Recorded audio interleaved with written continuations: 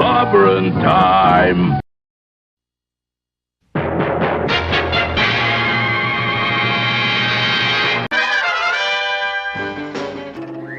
Atomic batteries to power.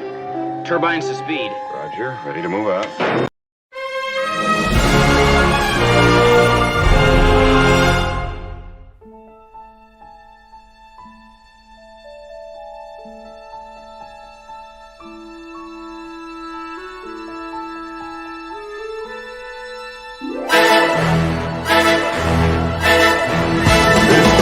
Clobberin time!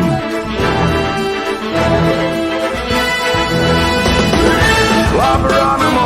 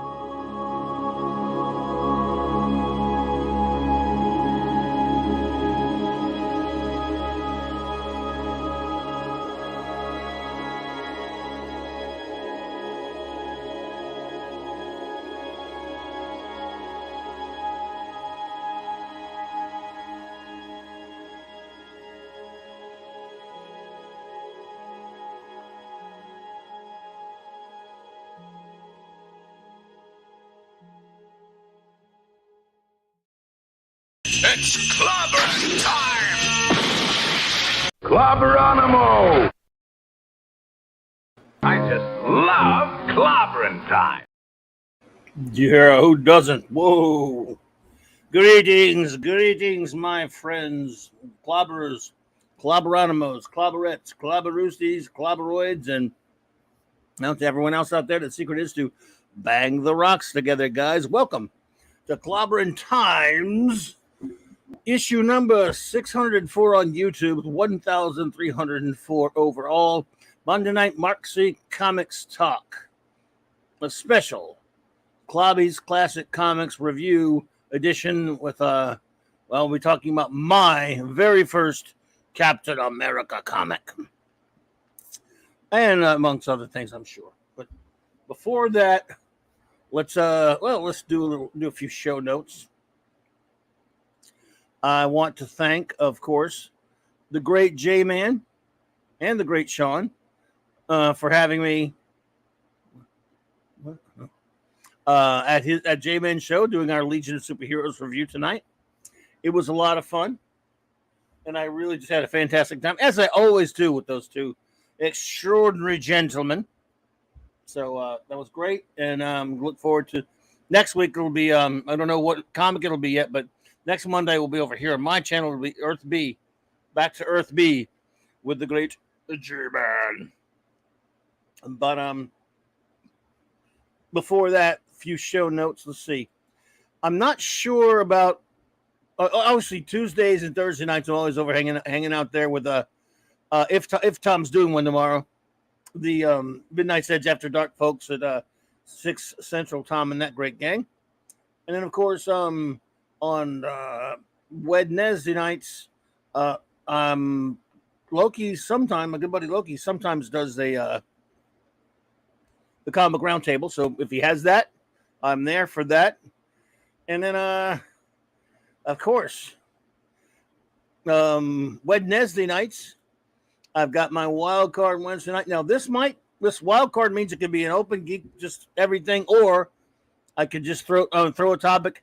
I might just make it a topic talking about. I might just not even make a big deal about it. Just talk about the putrid, rancid filth that is Indy 5. Audience nothing. Or I might try to. I have a special guest I'm trying to get lined up for that. But if I can't get him on, I might just do it myself. One way or the other, I'm probably talking about that horrible movie. Now that it's had a week. Then let's see. That's Thursday night, of course. The magnificent, my wonderful, extraordinary friends Commander R.M. Briggs and Chief Engineer Mark D. with a C will be joining me for the Clubhouse. That is in, of course, every Thursday night, 9 p.m. Central Standard Time. Friday nights, I'm hanging out with Nick and buddy Nick Weiser and that great group over there for the Friday Night Comic Shop Gang. That is 8:30 Central. We're still continuing reviewing more, I think 4 more issues of Amazing Spider-Man in the Ditko run. So that's a lot of fun. And then, of course, as always, that's Saturday Night Star Trek. And I had a great time. Well, what a great time we had this past week with all of you. So much fun for Saturday Night Star Trek. Well, this is it. This is the series finale. We will have finished this week. We finish reviewing all of Star Trek Deep Space Nine. We review the final episode, and we'll recap some of the season and the series highlights and such that night. So if you've been hanging out with us for Saturday Night Star Trek, we appreciate it. And we're going to close that up. And then, like I say, then I guess if Mark's in town, if Mark that week, he should be back for the Sunday Night Geekery. We'll hopefully be doing that 10 p.m. Eastern on Sunday night. And a week from tonight on Monday Night Mark C. Comics Talk, in addition to the Bob Haney show that we'll be doing, which I don't know what comic we're doing. Next week at this time, however, I'll be celebrating Avengers #1 and X-Men #1. Both comics came out the same week in the same year, 60 years ago. This month is the 60th anniversary of two of Marvel's two of their 3 biggest teams, of course.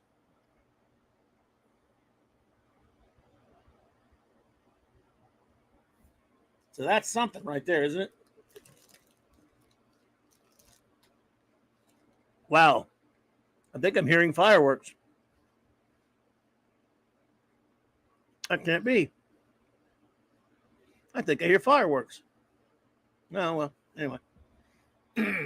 So, yep, came out the same week, month, or whatever it was, and we're going to have a nice rundown of this classic Jack Kirby greatness. So there's that, folks. And then let's see here. Let's do some shout outs, shall we? Okay, here with us. Whether they're here, I can't see the chat right now. So whether they're here with us or not, they get the shout out. Of course, our great wrenches. The great Eric K. The Bronze Wrencher. Hope you're doing better, buddy.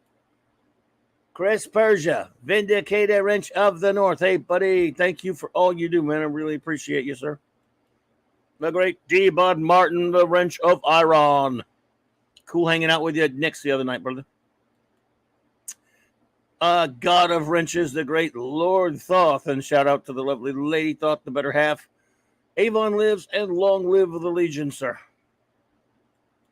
My partner in crime on Earth B and fellow Legionnaire reviewer extraordinaire, the Wrench Without Fear, the great J-Man. What's up, buddy? Had a great time tonight, man. It was a lot of fun. You and Sean are just so cool to hang out with. It's great stuff, man. HB, Hungry Boy Master of the Claboni and comic artist professional supreme. What's up, Kimasabi? Always good to see you there. Stephen Kal-El, the great Super Wrench. What's up, buddy? Good to see you. Hope you were doing well. Money's Daddy, Thor in Vegas, and Vieira Rich Mjolnir.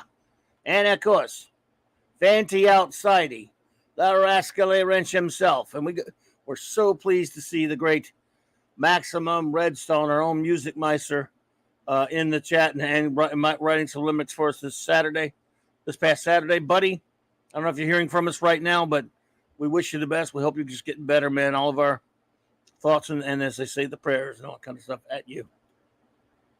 Well, it sounded like fireworks. I don't know. And let me see who is in the chat so we can shout you all out.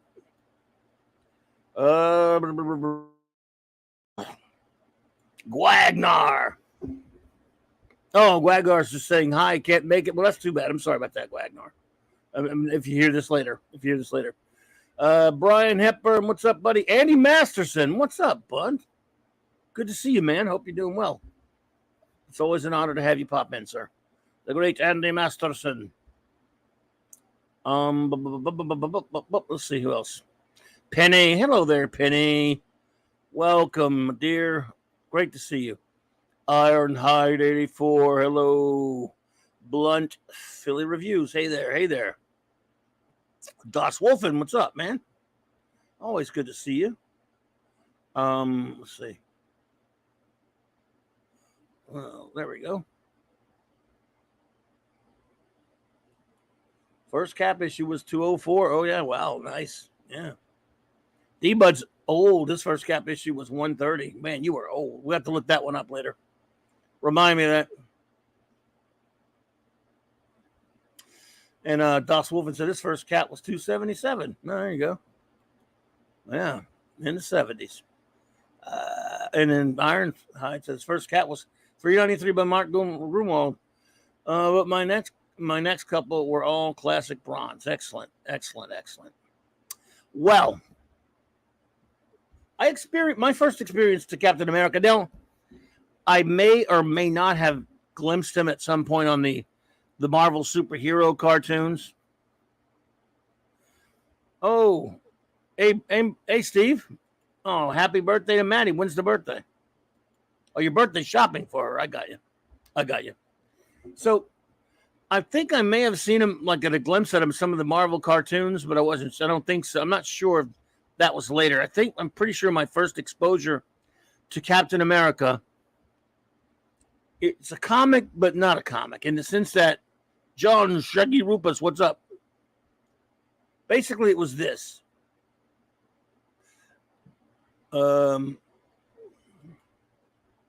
This is, of course, called Power Records. I got this one, the Fantastic Four one. I had the Spider-Man one, the Hulk one, and there were some DC. They did DC and stuff too. Conan ones, different things. Power Records, and as you can see, it comes with a little 45. And if you know what a 45 is, you're old. Face it, you're old. But and of course, it's a little bitty, like a little radio play on the record.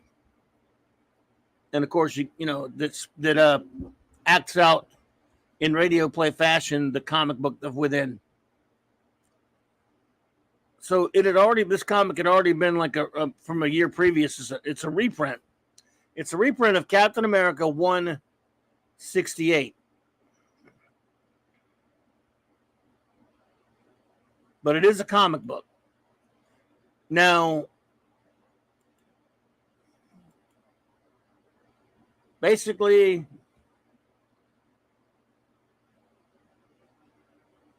the issue was reprinted with some dialogue alterations for Power Records, and I could kind of let you know what those are as we go along. This package contained the comic it was a thicker hardstock customized cover. Yeah, I remember it was thicker than it wasn't a different type of paper and stuff.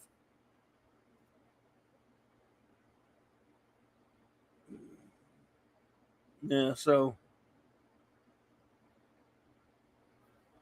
there you go. Well, anyway, it features art. Story by Tony Isabella and Roy Thomas.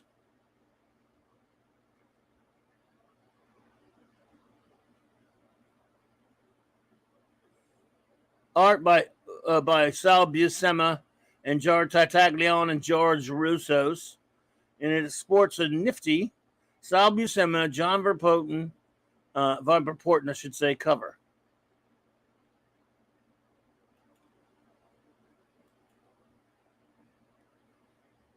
Apollome's Minions here? Hey, Apollome.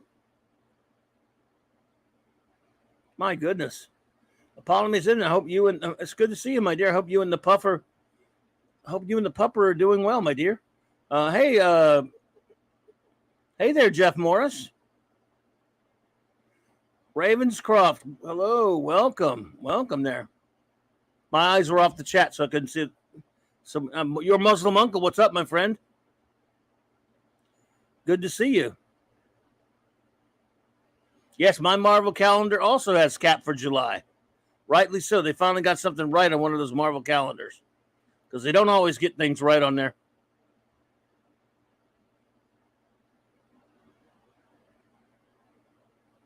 So,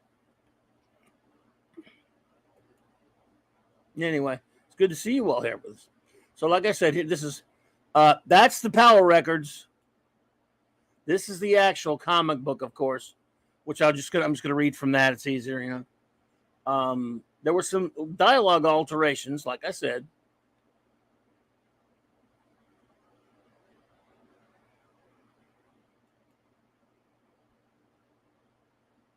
Let's see.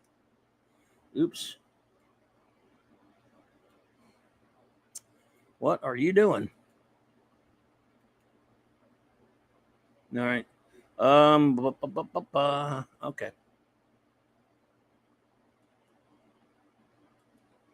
Alrighty. There we go.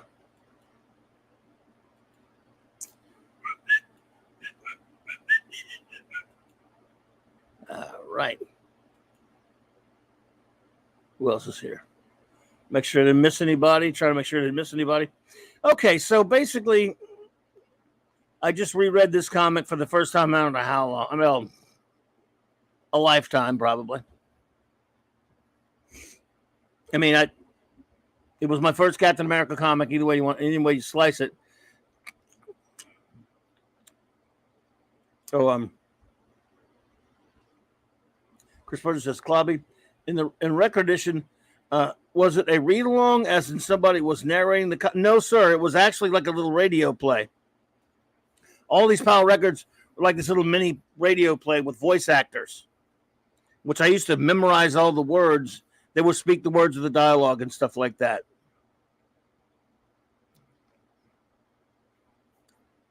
And that's how I taught myself how to read, really, because I couldn't read that well till I started playing with these things and listening to them over and over again and memorizing the words and looking at the words on the pages that helped me learn how to read.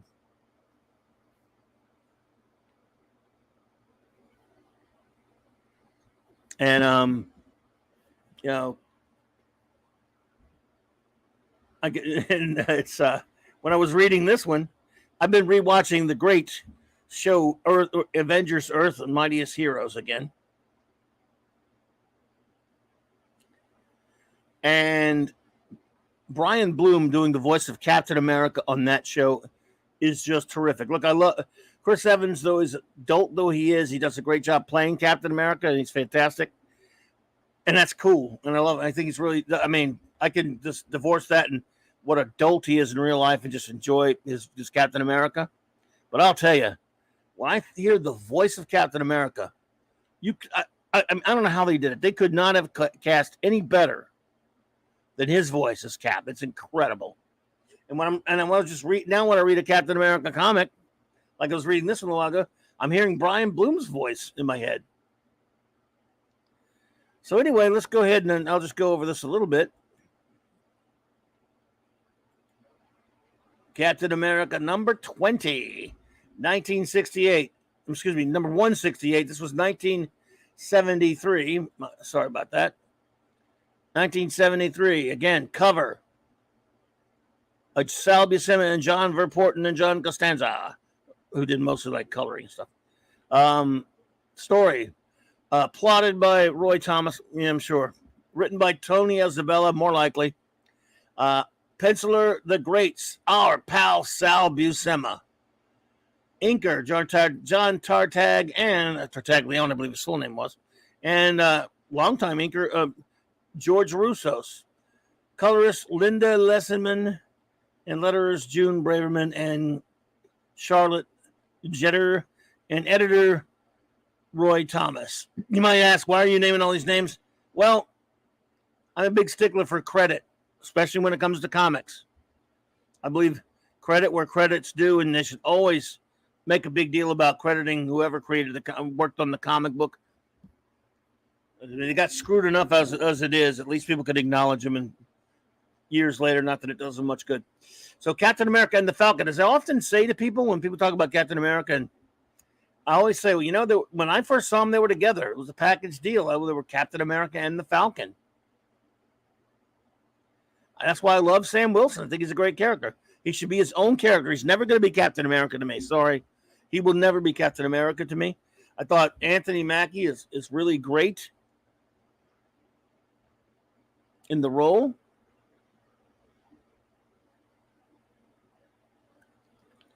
But he can't play Captain America. I mean, they can call him that all they want.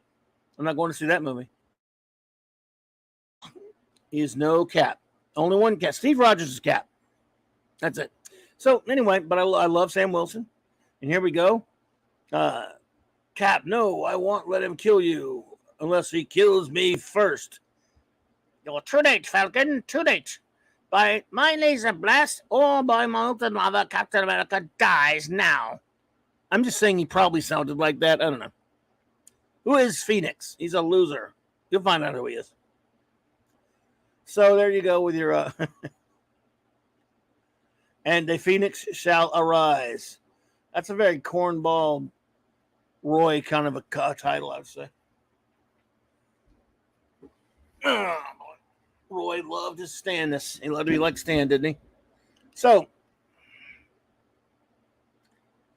anyway, story opens up. Cap and Falcon just, you know, doing the kind of thing they usually do, swinging around on the mountaintops of the city, or the rooftops, mountaintops of New York City.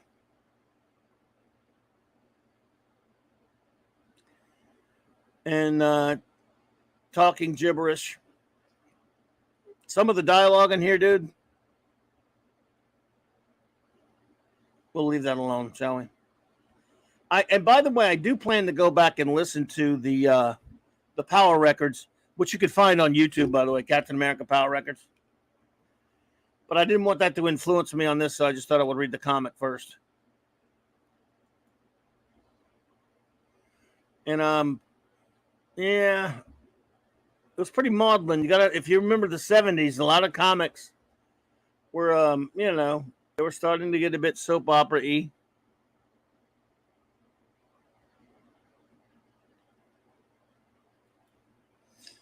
William Naslund, Jeff Mace, William Burnside, and Bucky Barnes aren't Cap either. That is correct, sir. There's only one Cap, Steve Rogers. That's the way it is. I don't know what's so hard about that for people to understand, but so Cap and Falcon are talking, and as often when superheroes talking on a building, it gets attacked.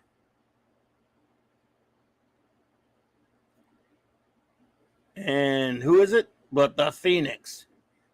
Does anyone know who he is? No. Because they just needed to make up a goofy supervillain to attack Flash, but he wants, the Flash Cap to attack. Cap. Sorry. Or maybe even Flash him. Who knows?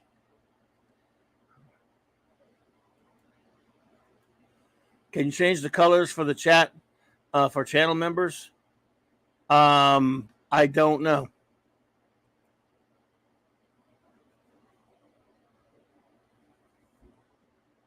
I'm afraid I don't know, sir. Good question. Steven says, Power Records presents Captain America. Oh, there's the link. Yeah, this is on this. You can link it. You can listen to the record. All right, so someone unrelated, but y'all prefer the more conflicted Englehart Cap or straightforward Kirby Cap?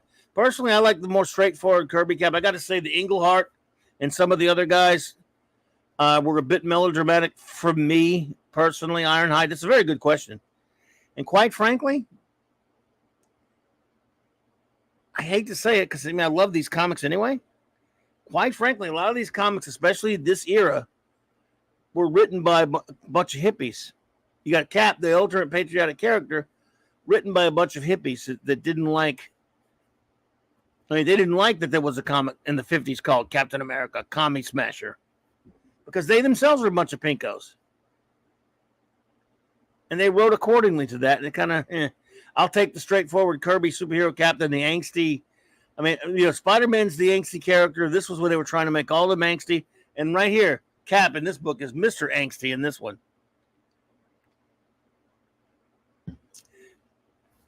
Isabella and, Thomas, I don't know so much now, but Isabella, nice guy. Big time pinko. Nice guy, really is. And if you don't get into politics with him, he's cool to talk to. So anyway, here we go. This again, in a sense, is a filler, right? A filler type quality to this because it's you can tell this villain's just like pulled out of somebody's ass. Well, when you find out who he is in particular, so wackiness ensues when he attacks Cap and Falcon. And look at this dialogue.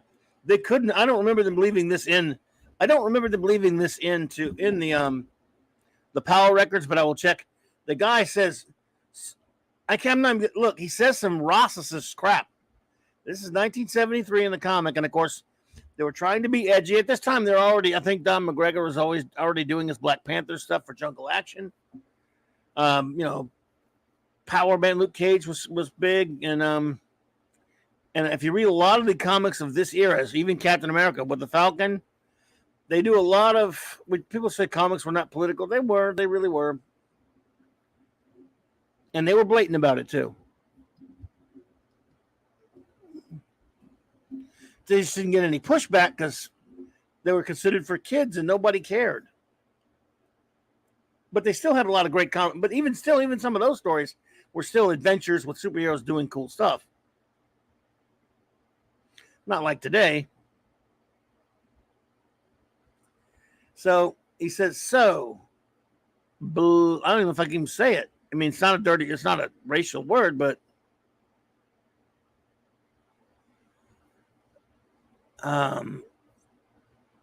he basically says some racist crap to Sam. Let's leave it at that. I don't even think I want to read it verbatim. Not that I'm not Mr. Softy. I'm not offended by it. The guy is a Yahtzee, so it's fine. It's not fine. He's a Yahtzee, so he's acting like a Yahtzee. I'm just saying, the algorithm and people around here, you got to watch what you say. But, for this character, it's him being pretty candid. You couldn't do this now. And that's true. Ravencroft's kind of hard for Cap to avoid any politics. But most of the book, like Avengers and Spidey, easily steered clear. Yeah. Oh, yeah. There was going to be some with Cap. He's called Captain America. He's named after a country. So, yeah. I know. And some of it was okay. Even some of them were even good stories, even though they were written from a wrong-headed perspective. All the big name writers who were popular back then were pinkos. Some of them were just really pretty open about it and pretty fair-minded to those that they didn't agree with. Denny O'Neil was a hell of a free thinker, even though he was lefty, as was Adams. But O'Neil didn't hate people because of their differences in ideology, and I think that's what we're missing.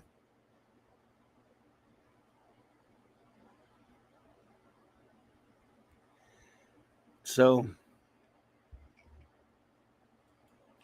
the writing feels like Electric Company Spider-Man mixed with the Hostess Street ass. It does. Yeah, Cap is really a bummer in this. Tony Isabella, dude, man, it was pretty heavy-handed. And Cap, of course, this is when there was a trope back then, or there was a practice back then. As many of you, if you've read old Silver and Bronze Age comics, the thought balloons as exposition, which changed, it kept evolving and changing. Now they don't even do it at all, which is fine.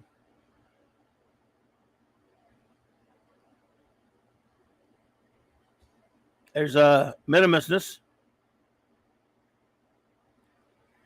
So Cap and Falcon are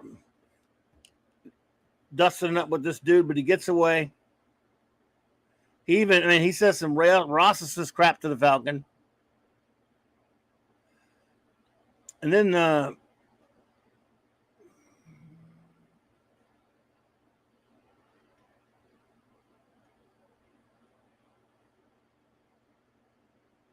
Cap starts wandering the streets, having some flashbacks about his life. Because editors liked that back then. They really were concerned about treating every comic like it's somebody's first comic. Hey, look at Jason. Jason, what's up, buddy? Hello, Dad, man. Good to see you there, buddy. Jason Sandberg, thank you so much for the super chat, my friend. It's good to see you. How's it going, man? He says, have a great 4th of July, Clobby. I love all of 1970s Cap. Great from start to finish. Sal Buscema can do no wrong. Hail the chat. I hear you, man. I love Sal. Great stuff. Good to see you, Dad, man. Hope you're doing well, buddy. So, we've got some, like I said, Marvel used to have this policy of trying to treat each issue like it's somebody's first comic book. So Cap's reliving some of his villains, Dead Skull and a couple of these other clowns he used to fight, like Zemo. And Cap just decides to go out because that's what you did when if you didn't know where a villain was, make them come to you. And Falcon shows up. Hey, man, let's go look for that guy or whatever. But Captain America was having none of it. He told Falcon to get stuffed. I'm tired of your crap carrying you, you candy ass.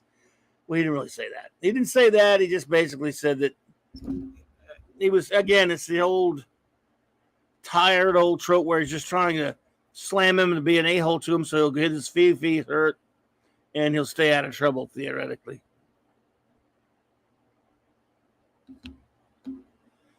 Because that's what you did, right? Try to get it to keep him out of harm's way. And I always hate that. There's something about that.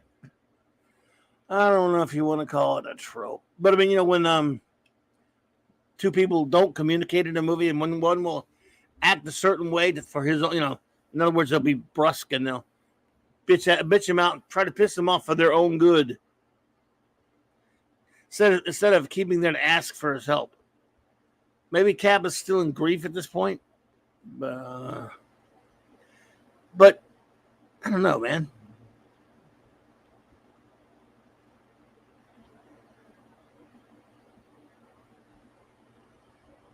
I mean, why? So, excuse me. Sorry, I had to cough there. Sorry, coughing. So, anyway, Dots Wolf, no, you got a war zone out there? We usually do, but it'll be tomorrow. But I'm told we're not going to have fireworks tomorrow night. I sure hope not. So anyway, what's going on with this lovely story here? It's my first Cap comic, so it doesn't matter whether it's any good. I just love it. Oh, this is a nice page by Sal. What do you think? Sal's underrated, man. Yeah, look at that. Good work. George Russos is a good inker.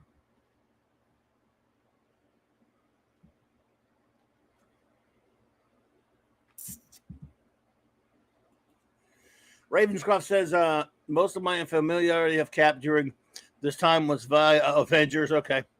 I didn't read them regularly until Grunwald. Oh, I got you in the 80s. I got you. Yeah. So Cap's very angsty, Spider-Man type angsty in this one, which again was not unlike, was not unusual for this character, for the character at the time. Well, Cap's always got, problems and stuff. I like this page by Sal. Let's just bask in the Sal greatness there. Yeah. There you go. Bask. So basically, in an issue where you really don't have anything to do but to kill time to get it over with, he gets lured into a trap by the Phoenix. And it's a robot. Well, there's a robot anyway. And Phoenix is a dang robot. Oh my God, Cap, you can fall for that one. Jesus. So Phoenix is very clever. He's a very clever man. He catches Captain America. So there you go. He's got him in a death trap. Zachariah, what's up, bud? Good to see you, buddy. So Cap's in a death trap. Ray Lucard says, My first Captain America comic was mid 80s. Steve Rogers disappeared, and they were trying to find a new Captain America. Oh yeah, was that when they got like the first guy took over for him, and somebody else? I can't remember. But it was something like that. I know what you're talking about. I was kind of dipped out of Marvel at that point, so we're only buying too many of those. Ravenscroft. Oh, Jason Sandberg says, start with Kirby, Cap, and Tales of Suspense, and read through the Grunwald years. All great stuff. Yeah, yes, that's very good advice, sir. Very, very good advice, sir. Yes. So anyway, here we go. Cap's basically taunting the guy. And then he's trying to tell Cap, you should remember who we are. You don't remember who I am? Let me introduce you. Oh, no. He's going to drop him into this stuff. So anyway, it's very similar to the scene on the cover. Yeah. So, let's see. Adhesive X. As soon as I said that, bump, bump, bump. My namesake, the spirit bird of legend that rises from the ashes, Ud Capitan, of its own destruction to live anew. The death ray I used to lure you into a trap, you dummkopf. The boiling substance in the vat below you, or that you recognize the substance Adhesive X. And of course, Adhesive X, the villain who invented that died years ago. Wasn't that long ago? Yep, we know who got it from. So we get Phoenix's dumb origin, and yes, his father is Zemo.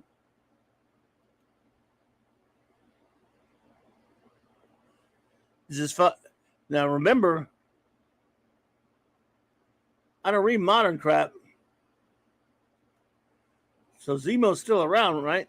And some of these comics, I don't know what Zemo's doing. What's he doing in comics these days? Is he even around? I don't read modern Marvel. He was on Earth's Mightiest Heroes, of course. But at this point, Zemo died. I remember this is when he died. He died for a while or whatever. They thought it was deed. They thought it was deed.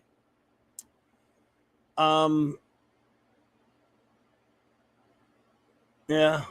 So anyway, this kid. It ends with, I forgot. So anyway, he wants revenge for his pappy. And he tells Falcon to leave him, but Falcon won't do it. And, yes. So Falcon basically whips the dude's ass, and Cap gets away. Look.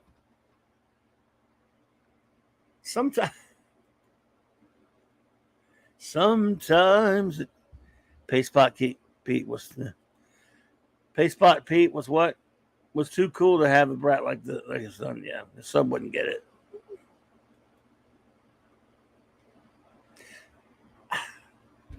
How do I put it? Some of the look, I'm being honest. I love this comic because it was the first comic I ever had. But that's a Power record. But it was mostly just filler stuff that didn't go anywhere. Typical stuff, which is fine at least. Man, oh man, this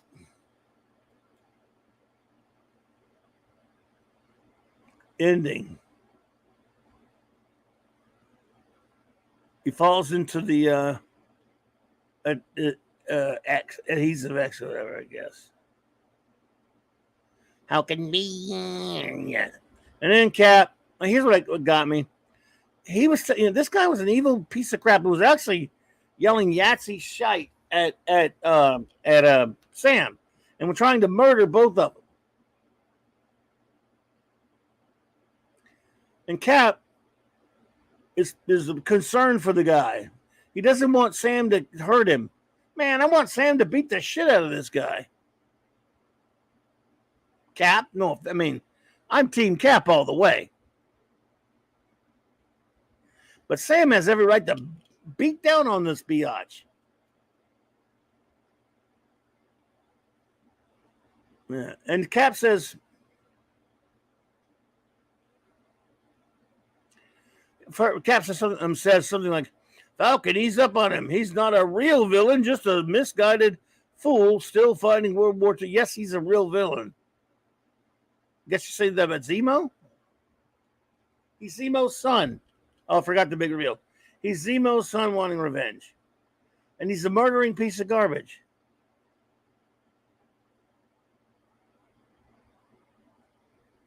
What? So so Cap's thinking to him again. This is the writing of 70s red diaper doper babies.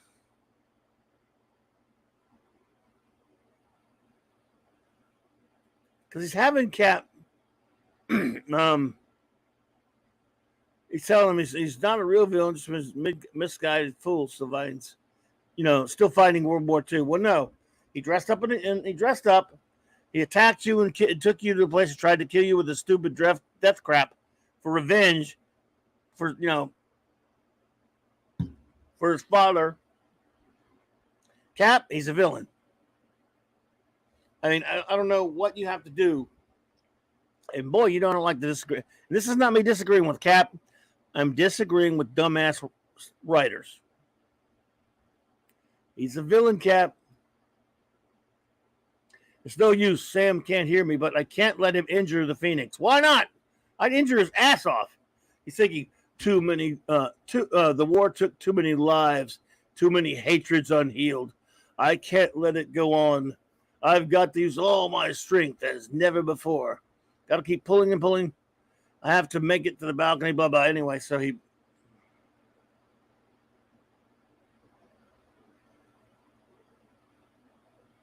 Oh, Jesus. Man, I probably never should have gone back and read this. This is the first I've read in a long time. Let's see here. Where am I? Okay. Okay. So he says, locking him up isn't the answer. It's the answer to 25 years of blind hatred. We've got to try to reason with him. What? No, you're exposing. No. See, that's what happens when the children are allowed to play with the big boy toys.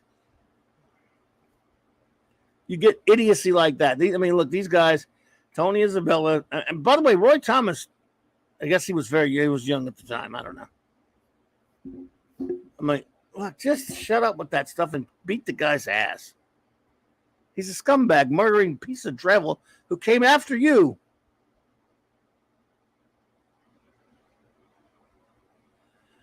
I don't know, man. Here I'm being mean to my own first Cap comic. I'm sorry. I still love it. So the guy is going to throw his Cap shield at him, and he says, "Don't be a fool, man. You don't know how to throw my shield." Well, apparently, yeah. I don't know. What's happening? I don't know. So he throws the shield at Cap. He misses. And the shield just swung back around and popped him in the chest, right into the stuff, I guess. Oh, man. And there he goes. And Cap says, the big war just claimed another victim, Sam, and I couldn't save him. Screw him. Come on, Steve.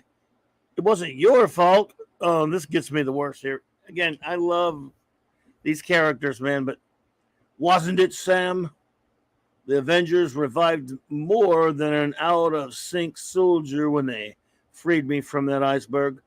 What do you mean, Steve? They revived a whole generation's hatreds, hatreds that should have been left frozen a quarter of a century ago. Say it again, Sam. Say it isn't my fault. Maybe the next time I'll believe you. Next ish, Captain America, Fugitive.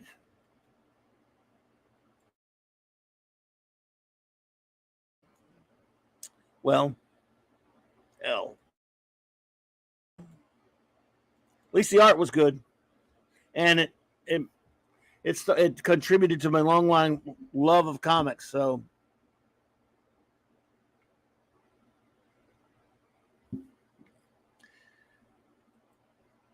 Cal says, did it happen like in that Red Brown Captain America movie when he threw his shield?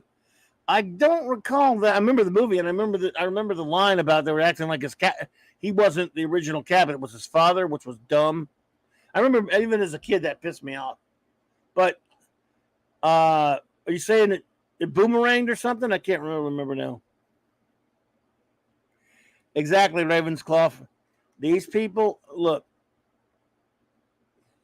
they're a bunch of New York dumbasses. What can I tell you? No offense, my New York friends of the 70s. How about that? In case my New York friends, but you know what I mean. Media.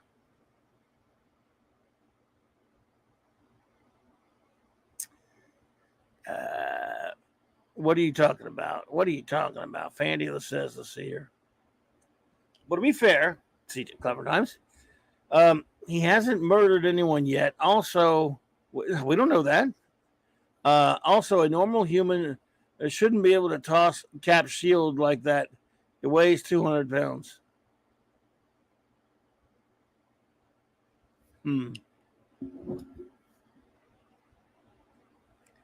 Oh, it should have been able to toss Cap's shield.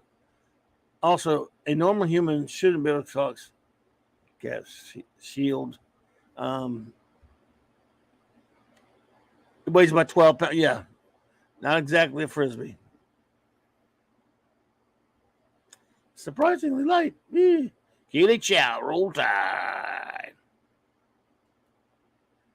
Conversely, as Chuck Dixon says, the best war story is always inevitably anti-war.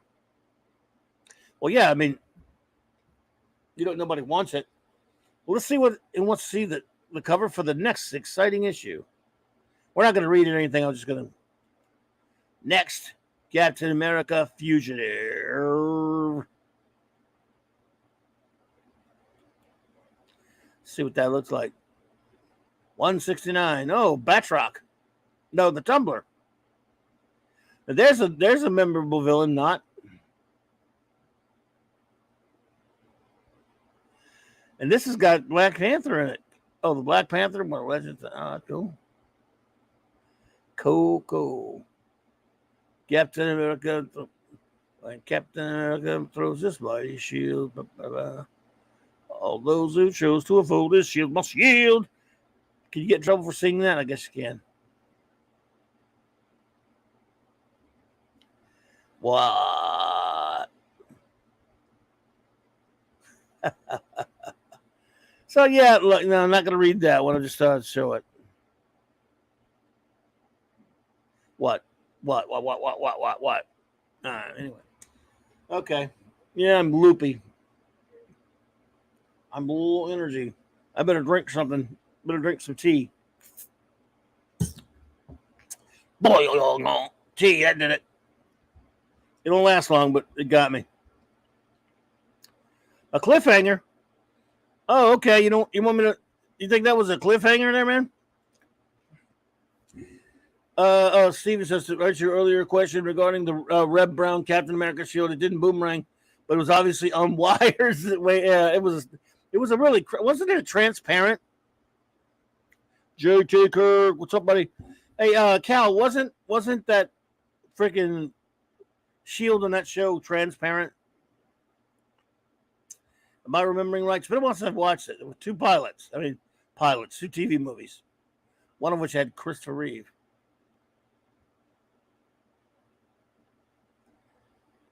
Steve Englehart. This is they're in that Steve Englehart run right here.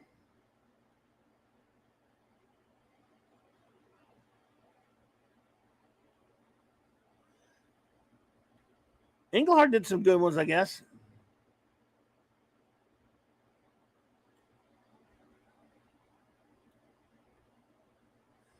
Weird. So, let me see here. Here's what we'll do. All right. Andy Masterson, did you say you knew your first Captain America comic? Because I can look it up right now. I think you said it was 2 something. Was it 207?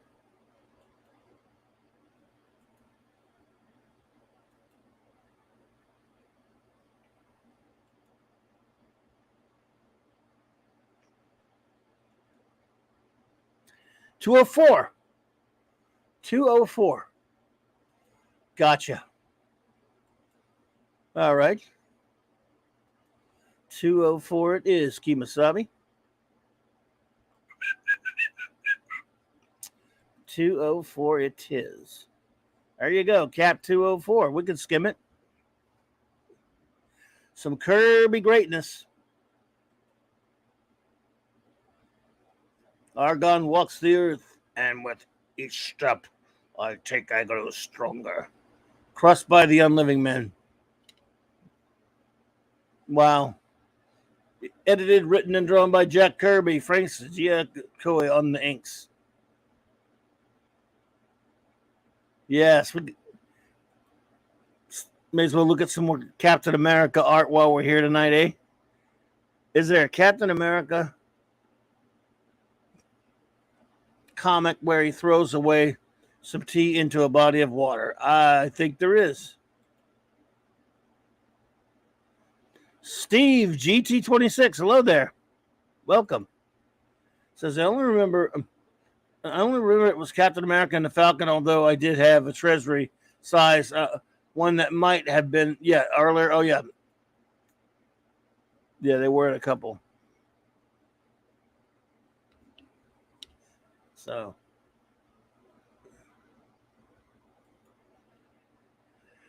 yeah, I'm no Captain America expert, but even I knew that there was a shield wasn't supposed to be transparent. No, it wasn't.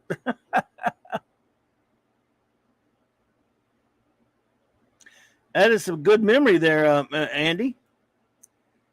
D-Bud, thank you, sir. He says, Keely Chow, member for 8 months, Clobberin level. Steve Rogers is Captain America. Keely Chow, roll that tie, buddy. You're exactly right. He is Captain America. Hello, Fiona. Hey there, dear. What's up? Fiona says, I just got in, but have been listening. Captain America did have a transparent shield that doubled as his motorcycle windscreen. Yes, I remember that. But it's been a while since I've watched it. I know Christopher Lee was the bad guy in the second one. Those are pretty tough to watch because from get-go, when I was a kid, when I first watched the first one, and they said they ridiculed your father, remember? Called him Captain America. Be Captain America, Steve. Nuh-uh. He's not his father, idiots. Oh, so mad, man. So pissed off. Had a paperback size Cap W2 Adventures. I had one of those. Those paperbacks. Yeah, there you go.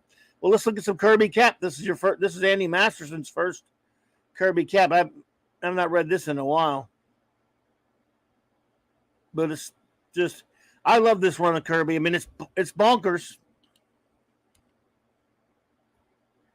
but it was just so fun to look at.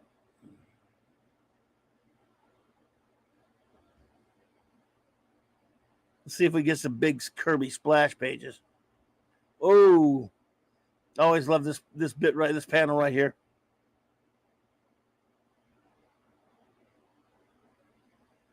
Yes, sir.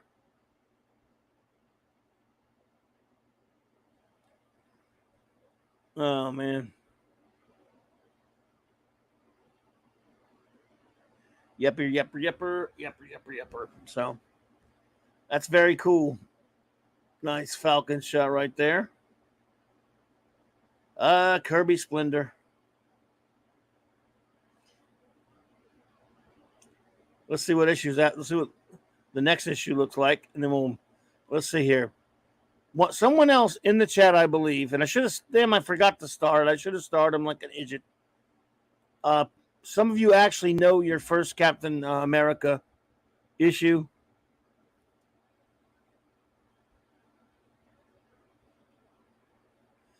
I think he was Steve. He was Steve Rogers. It wasn't. It was his father was Captain America.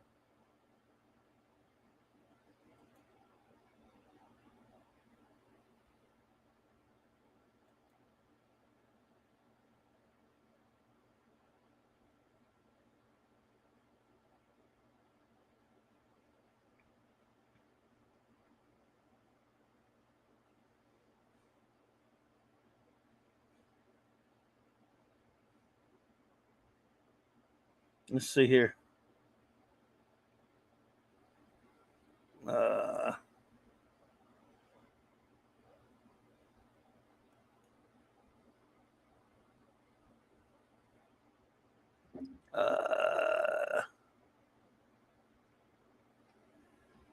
am I at? Okay. Sorry, I'm having a bit of a technical. I'm throwing this to StreamYard is behaving better than it did the other night, though. All right. Of course, YouTube was being wonky on me earlier. Well, okay. So if anyone knows their first issue of Captain America. Okay, Das Wolfen, I see that. Okay, gotcha. Let me run with that. 277, huh? I'd long since left the series by then myself. But let's take a look at yours. There you go. I remember this one, the Mike Zeck era. The Mattias. You know, I'm looking at this now, and I'm actually liking it. I got to admit to a bias.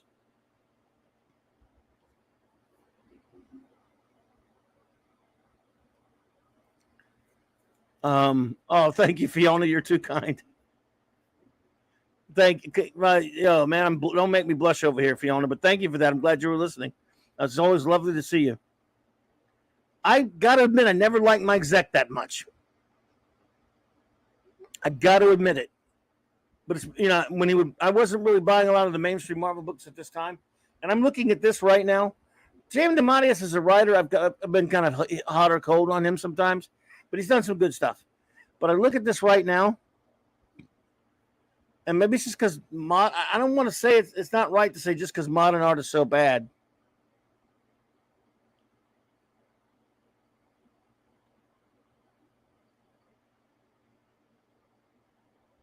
But I don't know. Looks good to me. I never liked his covers too much, but this is really good stuff. That's a Captain America comic there for you. Look, it's even got a reference to his son, the comic we just reviewed. How you like that? How you like that for symmetry there? Das Wolfen, look at that, man. Your first Captain America comic has a reference in it to my first Captain America comic, which, because I'm old, was about,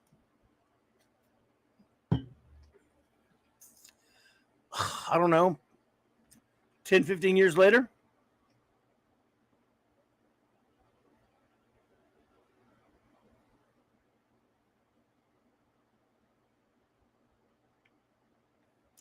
Yes, the son, yeah. Of course.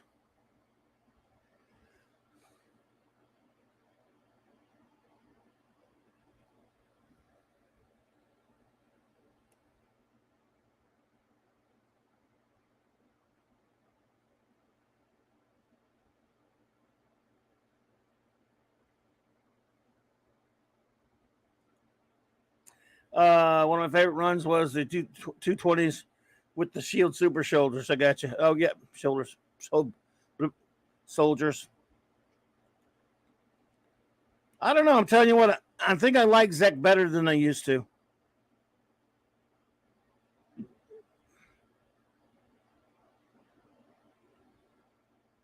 Maybe I'm just getting weird, I guess, but it's pretty good. Some of his covers I didn't like all that much.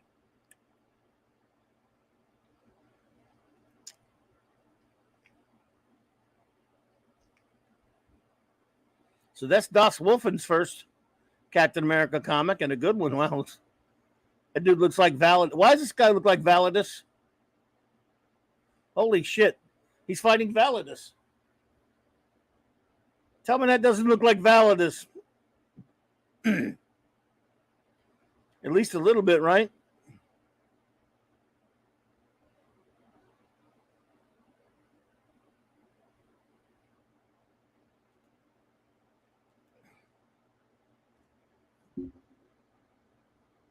So, hey, let's see. Fanti, doesn't that look like Validus, sort of? Weird.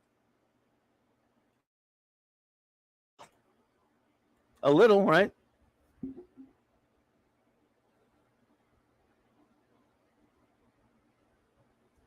I think he does anyway. It's not just me, then, Hungry Boy. Yeah. Cap, certainly a lot. Yeah, he does look a lot like Validus. In some of these shots, he really looked like right there. He looks a lot like Validus.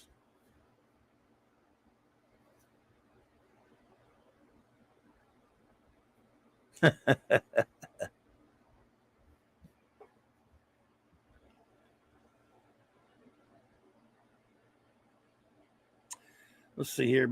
So there you go, man. Hey, look. I got to be honest with you. I'm always impressed with anybody that can remember their first of anything, like their first comic, or whatever, and even down to the number. Because I got to be honest, the only reason I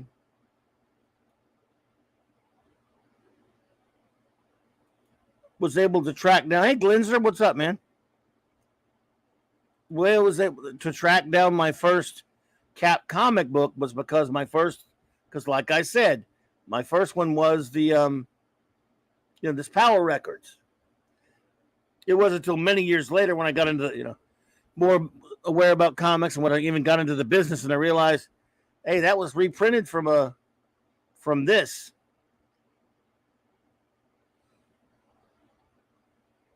And no, I don't have this anymore. I'd love to get that again one day just to have it.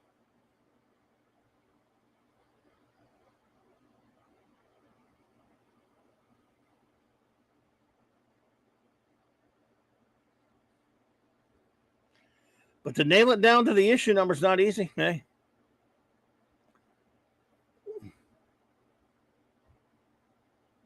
Ravenscraft was the first Avengers comic, number 89's Kree Skrull War. Well, there you go. You only remember it because it was the first comic I tracked down when I started collecting. Gotcha covered. I understand.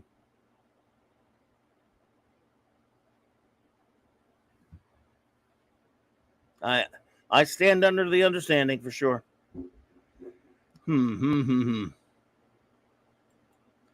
Brian, I pre-ordered the ROM omnibus today. Micronauts are still paying. Oh man, dude, I want that ROM omnibus. Do I want to know how much that sucker is? I don't, do I?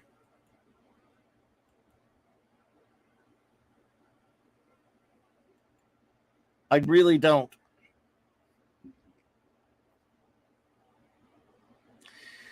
Oh, man. Oh, let's see. Hunger Boy, what's you say? Can you show the first Artem Zola lobby? That would be. Oh, okay. Sure. Sure, HB. Anything for you. Let's see here.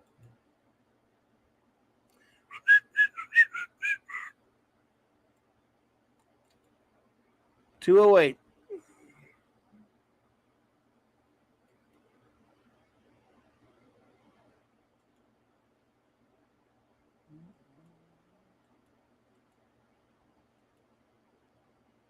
All right. Is this the first Zola?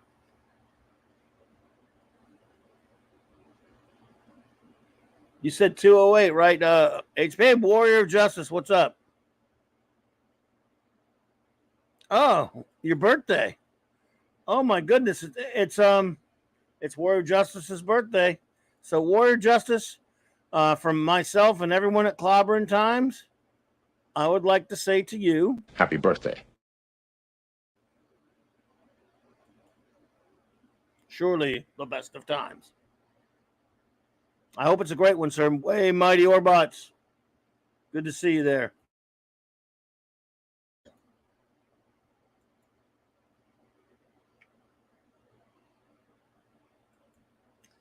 Rom, probably the best toy line in comics with the Micronauts and G.I. Joe close behind. Agreed, Steve. Love Rom.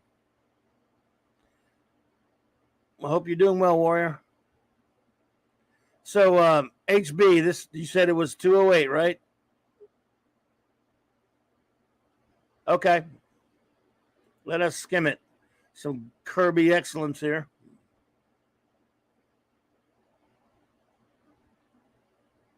Oh, man. Nothing like a Kirby two-pager.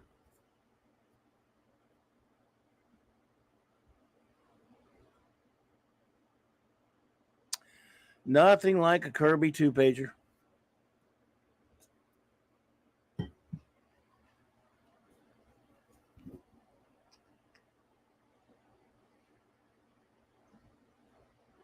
There you go. I'll move it, I promise, but I just tough to move off of this one.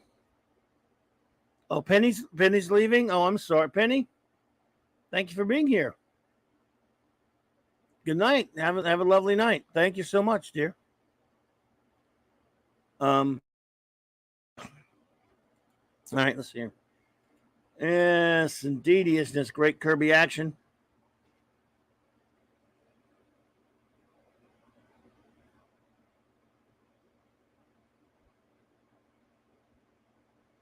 More Kirby ass kicking. Kicking Yahtzee's ass.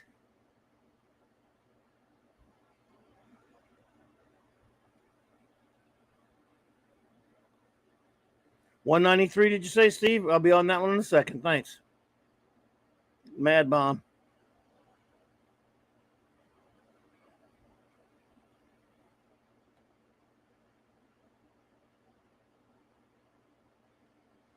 Jeez, I love it. There he is.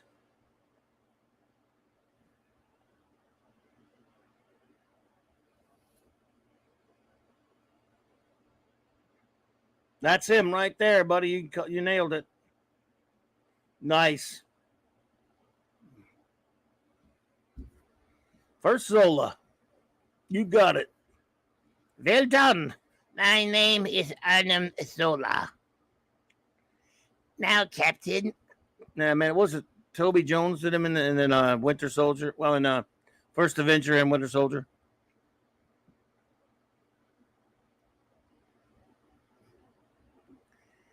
I would explain the rest of my plan, Captain, but unfortunately, you will be too dead to hear it.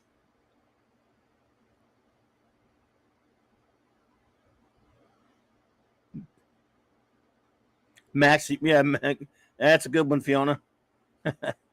Maxie Modoc. Yes, he can actually walk.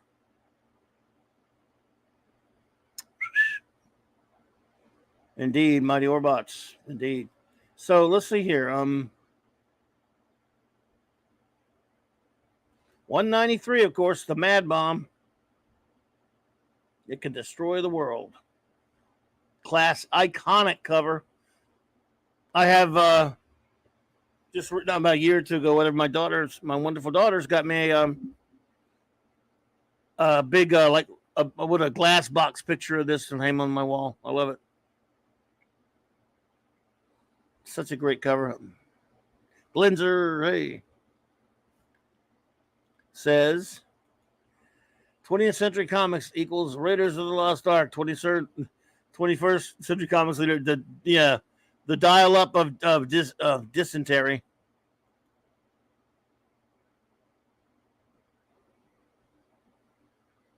Yes, they did put him on that. I still love Winter Soldier, but yeah. So yeah, this is a great one right here. When Captain America throws his mighty shield, all those who chose to oppose his shield must yield. When he's led to a fight and the duel is due, then the red and the white and the blue will come through. When Captain America throws his mighty shield. You get in trouble if you sing a whole song, even crappy like me. Take a chance. You're not supposed to sing on this here algorithm. Great issue. Man, oh man. Some of the most powerful Kirby art. The Diaper of Dementia, that works too. That's a good one. That movie was a abominable disgrace. And he said, I made a custom 1-in-6 Zola with Toby Jones' face on the chest. That's fantastic. Nice, dude. Love it. Yeah, I think Wednesday night I might just... I can't, I've been keeping it, holding it into, I think this Wednesday night I've been holding it back too much. I'm going to talk about the dial-up of dysentery or the diaper of destiny, of dementia, and whatever the crap you want to call it. I think I'll talk about it Wednesday night. We'll just let it all hang out.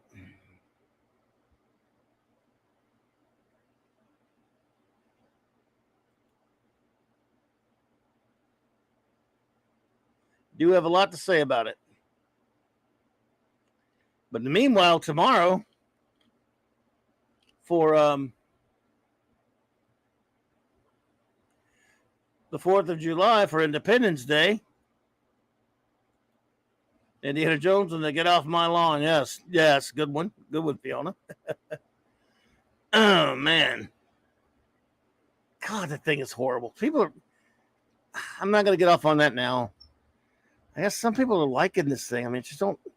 D-Bud says, we'll take a look at that one next, D-Bud. Thanks. We'll peruse some more Kirby here, then we'll get to that one. I'm going to see that movie tomorrow on $5 Tuesday just so I can talk about it Friday. Well, Das Wolfman, you've been warned, sir. Hey, I don't blame you. Look, I'm a firm believer in see it for yourself if you must. Oh, good night, Ironhide. Good night. Thank you for being here. Happy Independence Day to you. I'm a big believer in seeing stuff for yourself. So, yeah, I understand. Believe me, nothing was going to stop me from going to see it once so I could see it and talk about it. So I'm the same way. Although if you're someone that can do without going to see it, I say more power to you. But if you're also someone who feels like you need to see it for yourself, I say the same exact thing. More power to you. Go see what you got to do. Just because you've been warned, it's bad. I mean, I don't know. You might like it. I'm seeing some people liking the thing. I do not understand it. But that's another. I'll save that for Wednesday night. So, wow. Dr. Kissinger. This is Captain America meeting Dr. Kissinger. Hello. Yes, Doctor. What can I do for you, Captain America? Kirby did not like Nixon. So, yeah. No, look. Captain America comics were political back then.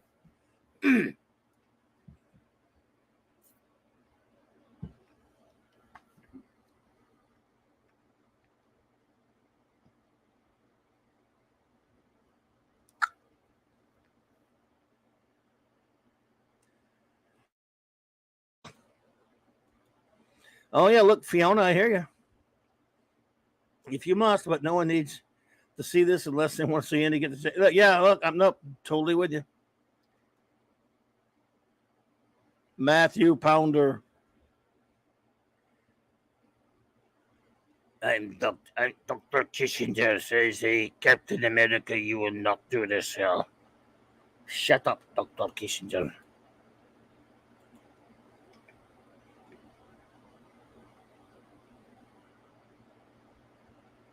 Let's see. He's kicking him some ass.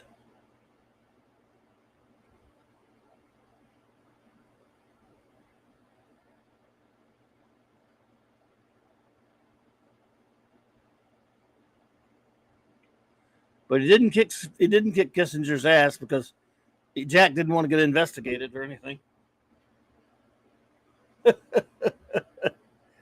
130? Was it 130?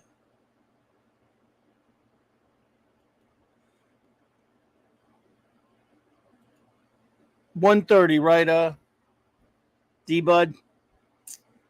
Let's see. Steve says, I made the mistake of going to the theater in 2019 to see the Ruse of Soywalker, Palpatine, whatever, just to see how it would end. I'll never make that mistake again. Hey, I don't blame you. More power to you. Andy said, I went to see it for Doomcock's show, but did not enjoy it. And that's the thing. I've seen some people use the word enjoy. They've said enjoyed it. That movie has. I'm just wait till when. I'm just gonna say, Andy, that movie has no joy. There's no joy to be had. None. I just watched all 4 of the other ones again just the past 2 days. Yes, even Crystal Numbskull, for all what's wrong with it, all of them have one thing in common. They try to be entertaining movies. And whether you like one better than the other is one thing. They try to be entertaining, fun movies. This one is trying to make you want to gouge your own eyes out. I keep. All right, that's it. The last I'm going to say about it. Wednesday night. Sorry. All right. So here we go. Captain America 130. D. Bud Martin's first Cap comic. Great cover. Marie Severin, huh? Wow.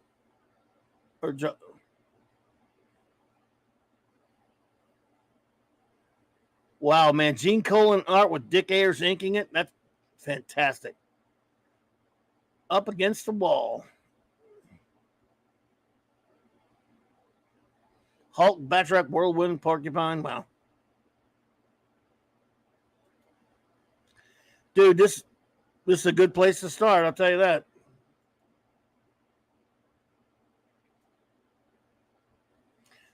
Gene Colan was great on Daredevil and Tomb of Dracula, but I also like this Cap and even some of his Iron Man.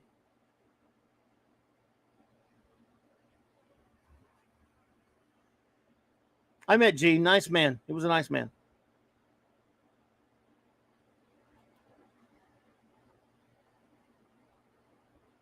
I like me some Gene the Dean.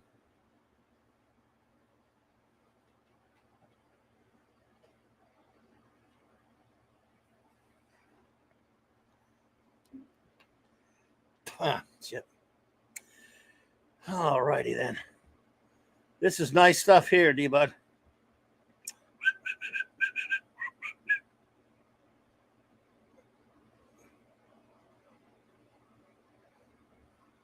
Underrated action artist. I've always thought Gene. Hey, they've got it. The Dean. He's the Dean. Get it?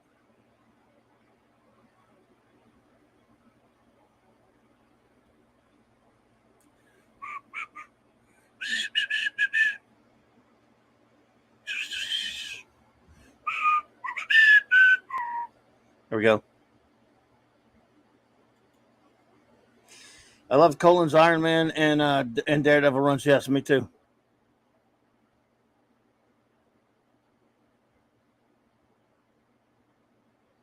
That is true stuff there, Mighty Orbots. I hear you. Yeah, I loved his Tomb of Dracula. Great comic.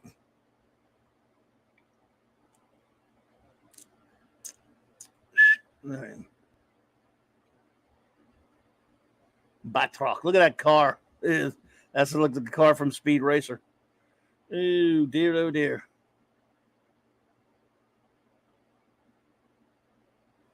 Great stuff. Look, Peter Parker's in there. Look at the cameo by Peter Parker. Isn't that cool? Yeah, he did. Yeah, Colin was good on Doctor Strange there. Hey, Oliver Belamonte. But there was so many other Doctor Strange artists, man. But yeah, I like Colin on Doctor Strange. Up shots, down shots. Yeah, he was risk taker. He was so underrated as an artist and a cartoonist and storyteller. Oliver Belamonte, Clobby, which underrated Captain America villain could be in potential par with the Red Skull, Baron Zemo, or Baron von Strucker, or Madame Hydra? Which of those? Zemo. Yeah, I mean, Zemo's the closest, I think. I'd say Zemo.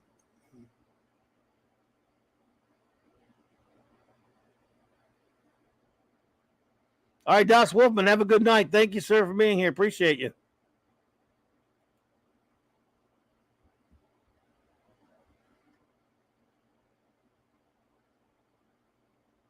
Fiona, could not agree more about Indy.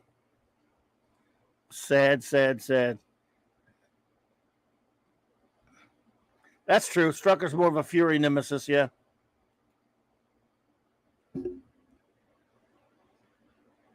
Yeah, that's true.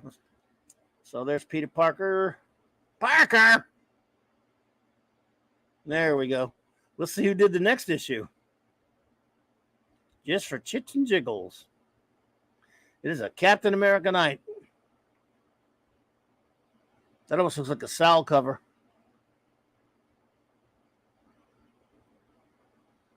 More Gene the Dean. And Dick Ayers was a fine inker, so. More Gene. There you go.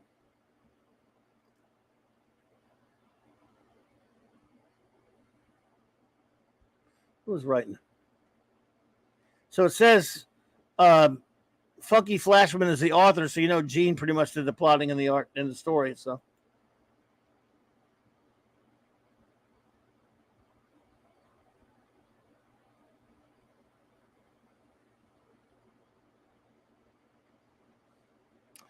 It couldn't agree more, Fiona. Absolutely.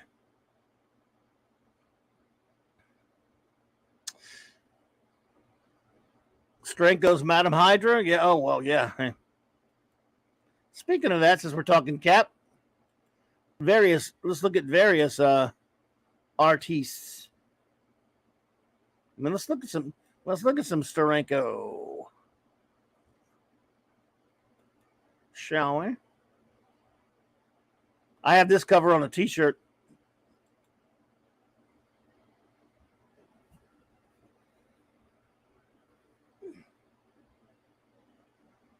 Bark D with the C. That's a good point. Hey, America? Happy birthday.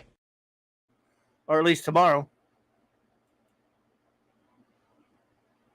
I have this one on a shirt. Hope you're having a good time on the trip there, Chief Engineer.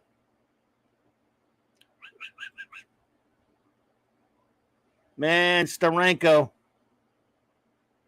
Oh, man, Steranko Cap. Just insanely good.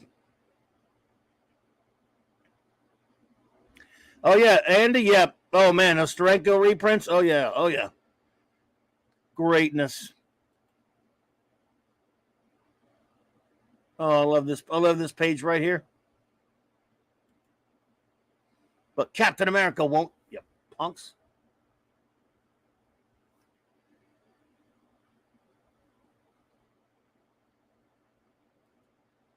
Says, it's the Hulk.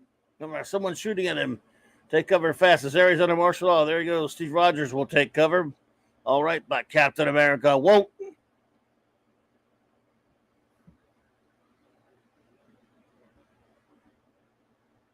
They're shooting at the Hulk with ion cannons.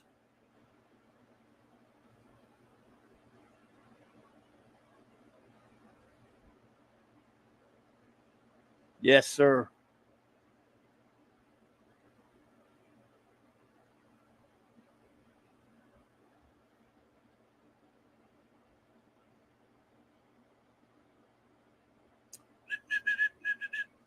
Bup.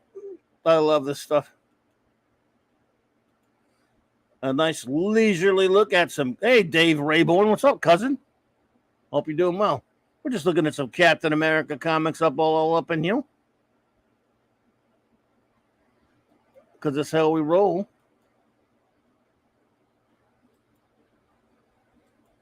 Up in here. There we go. Okay, where are we? Why would they think an ion cannon would hurt? I don't know. Same reason they keep firing bullets at him all the time. They're a bunch of dummies. Just look at the layout, man. Stranko's unreal. This just, Jesus Christ. This is some of the most beautiful comics ever made were by Jim Steranko.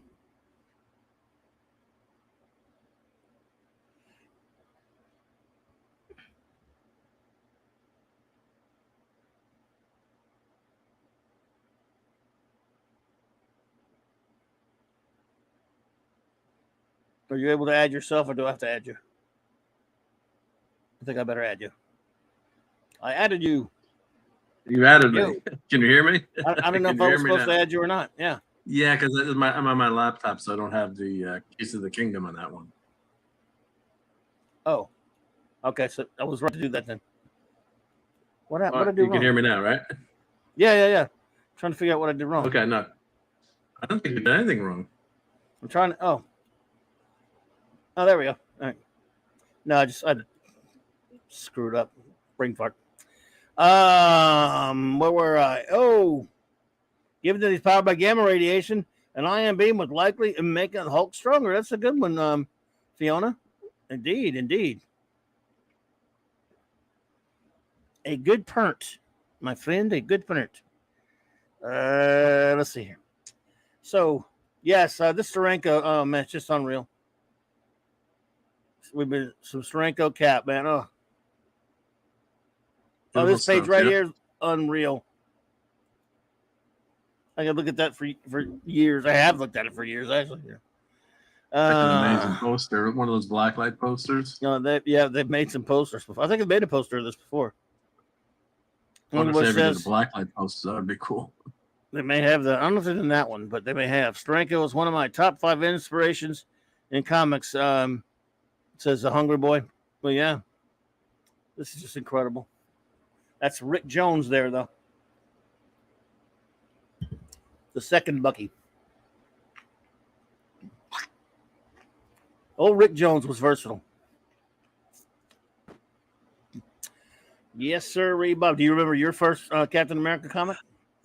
I think it was in the 200s. It was the origin of Captain America. So I think it was 203 or 212. 203 was still when it was Kirby. So maybe it's later, 212. You know, it's one of those. If I see the cover, I'll know what it is. All right, we'll look Captain. He's and it's got a yellowish kind of background. Let's see, There's a great cover right there. Later. I think I know what you're talking about, but I think it was like in the 2 teens or something.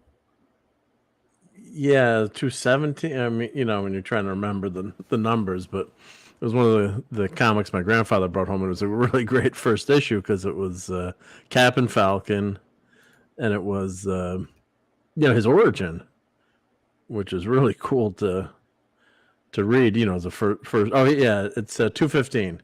Yeah, it did have a yellow background. Who was Steve Rogers? Yep. We'll get there. Just sometimes my memory does not. First, we'll look at this a little bit. Look at this. Family, yep. Look at that page layout. It's insane, man. Insane stuff. So good. Amazing layout too on the panels. So. Oh, that page right there, just killer. Oh my goodness. That's why he's a legend. Very dynamic, yeah. He's up there with Kirby in terms of. Well, I mean, let's face it. He's pretty much doing Kirby, but yeah. Yeah. He's gotten all this from Kirby, but he managed to make it his own, do his own style. His own style, yeah. When we look at that black and white, and yeah. Yeah, it's incredible. Steranko cap. We've looked at some Kirby cap. We've looked at some Gene Colan cap, some Steranko cap, some Zet cap. Well, look at this page right here. Look how sick that is. Wow. Yeah. I think Kirby would approve of that, not to, Oh my God. Yeah, it was. Oh my goodness, unreal. Look at that. Holy crap. I mean, look. You think you think it wouldn't be surprised? I've seen it a million times, but hey, Salty C, what's up, man? Thank you for the super chat. You're too kind, buddy. He says, "God bless America. Happy 4th, Clobby and Co." Hey, happy 4th to you, my friend. And yes, indeed, God bless America. I love this country, and I love freedom. And too few love it these days, but we must fight and be vigilant and fight about it. And since I'm only a mere geek channel, we simply celebrate those ideals by sometimes just talking about geek stuff related to it, like Captain America. So everyone does their part in a small way, right? But Salty, I hope you are doing well, sir. It is absolutely an honor to have you here, and you're too generous for that. I thank you, and it's just great to see you, sir. Great to see you. Thank you. And shout out to Purple and all the people at your channel and all of you and yours. I hope you have a great holiday tomorrow. Let's see here. So I mean, this is again, I've seen it a million times, and it always it always kills me this Steranko art on these issues of Cap. I mean look at that. That panel is amazing. Yeah, another great poster. Yeah, that's a poster and a half right there. And Hungry We're saying he colored himself, which just adds to the magic. So I can't. Tell Yeah, if he did the coloring. This or not. Yeah, I think he did most of his own. Well, he did his own coloring because he didn't have a lot of other titles that they let him do. He wasn't super fast, but he was good enough to where he could do his own coloring. That's why they didn't put him on many titles, I guess. On Nick Fury, also some of the most incredible, insane work you've ever seen in comics. It's just he was extraordinary. Madam Viper. Adam Hydra or Viper. Yep. Yep. Oh boy. Way to go, Cap. Let's see. All right. One more issue, then we'll go look at and then he left, and guess who came back? Kirby. How do you like this distance for you, D-Bud? You got George Tuska inking Kirby. Well, if you're going to have somebody take it over from Steranko, it's not so the bad. only way you're not going to go down is if it's Kirby. That's some Kirby Iron Man. That was rare at that point. So what year was this comic out? Is this 76 or something, or 75? No. This was what? Late 60s. Early, it was like late 68, 60s, 69, something along those lines. What number is this one?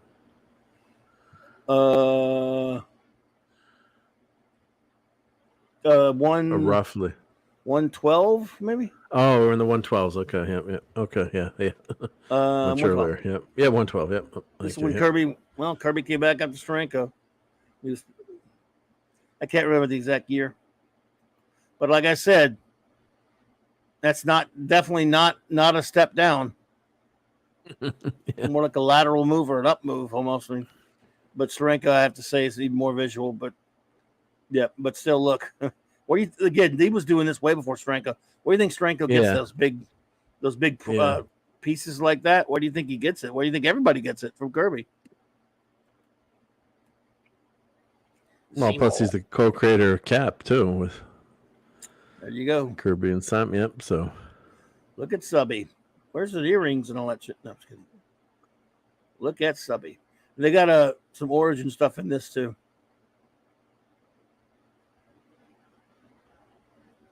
Yeah. So a legend lived again.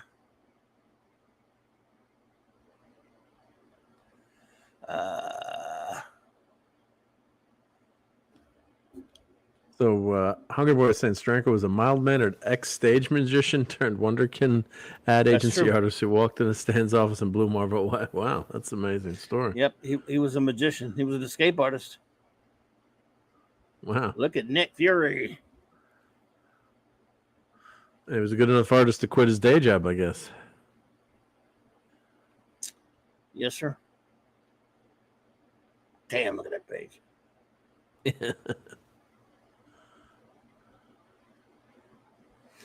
Indeed, Salty. I mean, nothing quite like a Kirby page. They're just kicking ass. The Swordsman, Batroc, Tumbler, Living Laser. Cap just kicking all kind of ass all over the place. That's what he does, though, isn't it? There's the Trapster, not Paste Pot Pete. All right, let's see. One more, and then we'll. Now we're back to Steranko. And this was, I love Sinan inking him. This is Tom Palmer inking him. And Tom Palmer was also a great inker. And this is a difference here for sure. This is gorgeous. This comic, folks.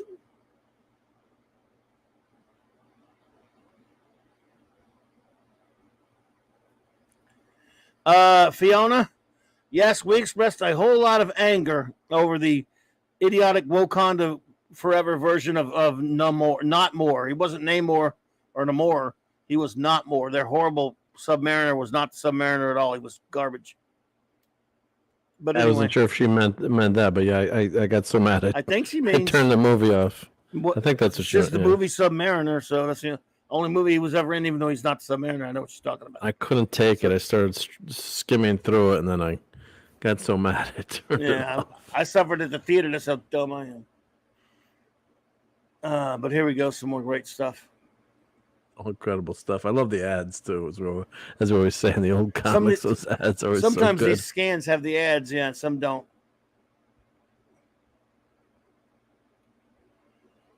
Look at that. Unreal. He was so amazing. Silver Surfer. Were those pillows that were for sale? If you could scroll up again, sorry. The pillows. Yeah, yes. I have a bunch of those. I have a bunch of those somewhere in the. Oh no, I got 60s? A bunch of them. Yeah, because I wanted to. There was some store that I went into, just like a junk store that had all kinds of mishmash. And they had a box. I should have bought more of them, but they had a whole box of them for like $1 each. I think I bought like 4 or 5 of them. But this was back in the 80s probably. So yeah, nice. Then for a while, I put them on my wall with Funtack or Earthquake putty, as Raquel said. Yeah. Niceness. Oh, what a page that is, huh? Jeez. That's amazing too, yeah. That's him basically ripping Kirby right there. Boom. This is a great one. Yep. Unbelievable. Imagine waiting each month to get a new comic and how happy it would be to read these because they're so good. Oh yeah.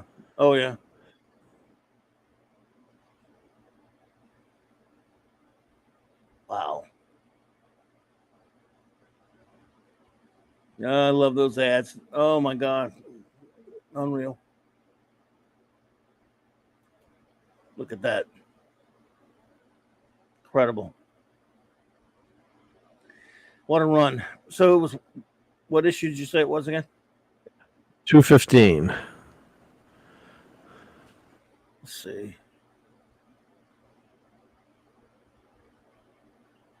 I always check the letters pages to see if there's any names I recognize. I love when they put the ads. So it depends on what they're scanning from. When they're scanning from trades, obviously they don't put the ads, but 217, right? 215. There you go. I think Yep, with this a yellow is the background. first one after Kirby. Gil Kane cover.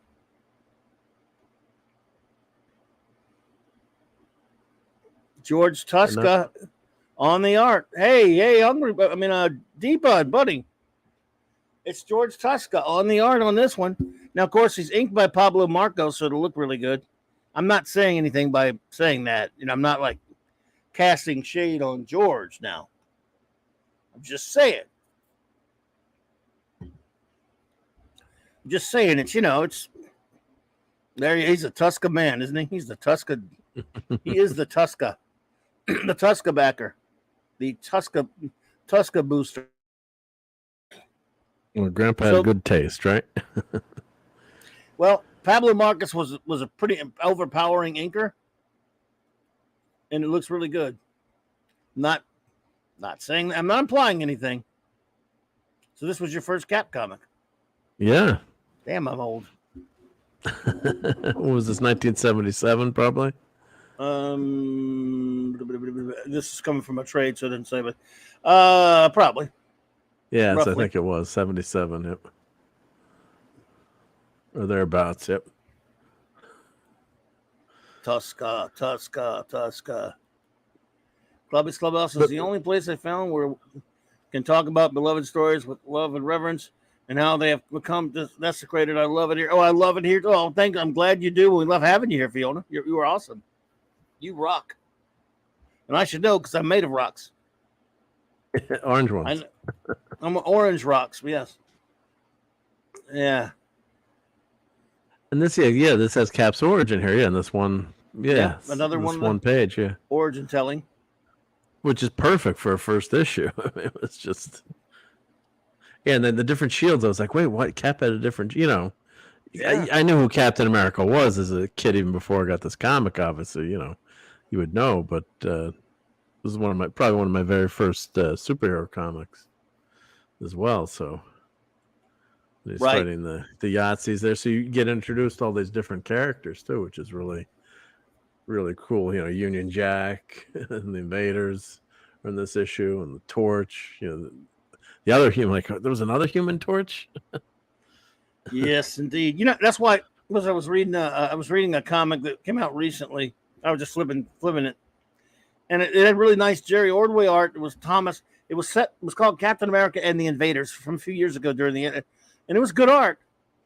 And I love Jerry Ordway. Don't get me wrong. He drew the original Human Torch with a face, and I can't stand that. They do sometimes. They'll draw these stories that take place during World War II with the original. What they were called, originally they were called the All Winter Squad. Then later, kind of retroactively, they changed them to the Invaders. But so to show the Invaders, and it'll be, the Jim Hammond Human Torch will have a face. I'm like, I hate that. No, he doesn't have a face when he's flamed on. I mean, Yeah, that was always a difference. Yep. Oh, Chris Berger's headed out. So Chris you Berger, for have a good one, buddy. Chris.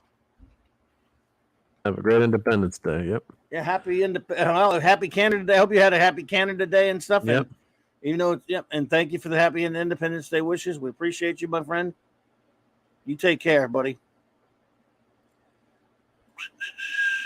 Let's see. Is this when Bucky gets killed too, right? All in this issue, right?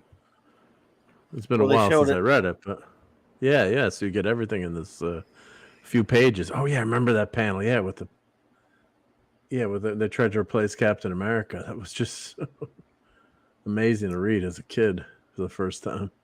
Yep. Yes, sir. Submariner throws him. Yep.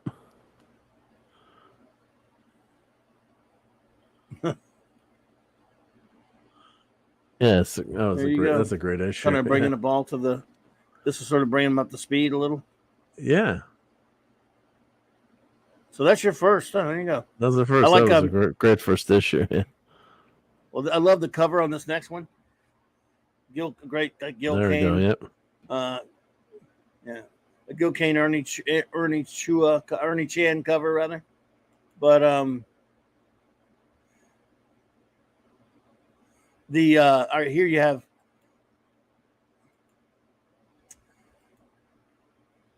who was it, Sal, or who did this one? But I knew this was going to be a Sal splash page.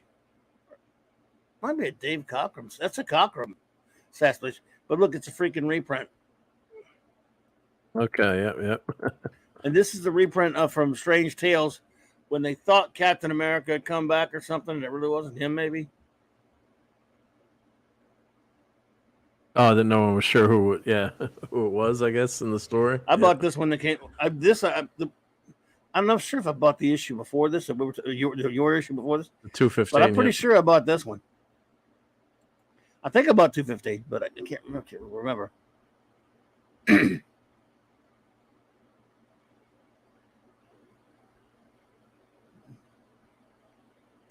But so yeah, it was a total reprint of a Strange Tales issue, if I remember it. Great art. I always used to pretend my frisbee was a Captain America shield, or whatever kind of garbage lid can. Well, who wouldn't? Hell yeah. Right. Fun stuff. Yep, not the real Captain America. You're my old enemy, the Acrobat. See, this was before they brought him back in Avengers #4. And so it turned out he was, I was trying to remember what the name, but yes, the Acrobat. Human Torch was in Strange Tales, and he had his old enemies and stuff. So this is a flashback issue, or it's Huh? No. Well, this is a reprint of a Strange Tales issue.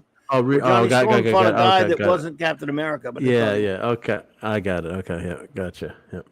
Yeah, so. Yeah, but it wasn't so it was just they threw that issue in there probably for.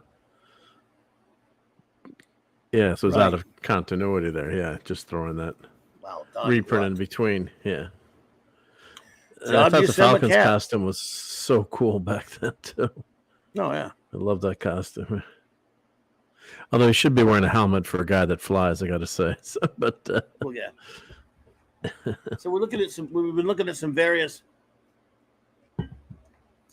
runs on Cap from back then. We're a Bronze Age channel here usually, folks, but I like this. Yeah, you got John Buscema on a rare drawing of rare issue of Cap, but it's got Pablo Marcos inking him, so you can't really tell much of the John in there. But there was another run though, not too many years after this one. Let me see if I can find it. Well, I can find it. I know. It's running around here.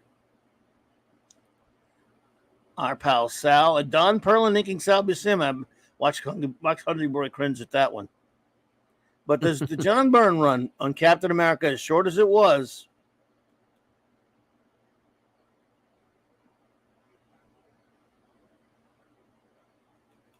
Was something special.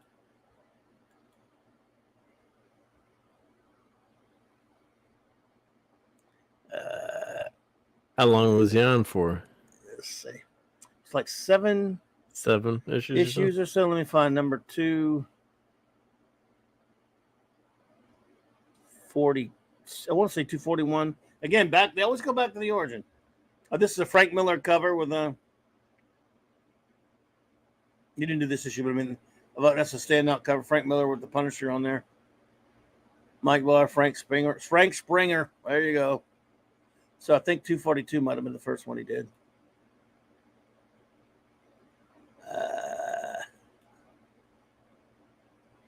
Nope. Don Perlin pencils on this one there. It's not bad Perlin stuff. They're not great either. I upset Hungry Boy when I mentioned Don Perlin. I'm sorry. Sorry, Hungry Boy. I didn't mean to mention Don Perlin. Want to get everybody upset. Well, there's a Perez cover. You feel any better? Although Perlin did ink this one. But inking Rich Buckler, though, so it's not that bad. Is he blowing up? I can't see the chat. Maybe it was 245. 240 is the Kupperbergs, actually. Alan and Paul. Yeah, Oh yeah. doing an issue. So maybe it was 244 or 245 where he started. I'm flipping through too on my Okay, it's 245. wiki here. 245. Yep. Yeah, and there are a lot of trade paperbacks and stuff. No, with a Frank Miller cover. Carmen Infantino and Joe Rubinstein. Wow. 246. Can't be 250. Or 246. Nope.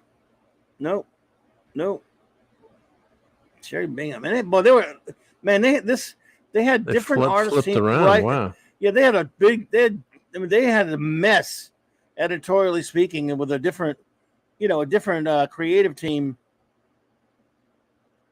And here we go, 248. That's Byrne. 247. I mean, this was the beginning of the Byrne run. Yes, it lasted about maybe 4 or 5 issues, 6 maybe 7, but this was really good. Yeah, well, as much as I can't stand Wade, Wade had a good run on there. You're right. Who was saying that? Captain Skywalker.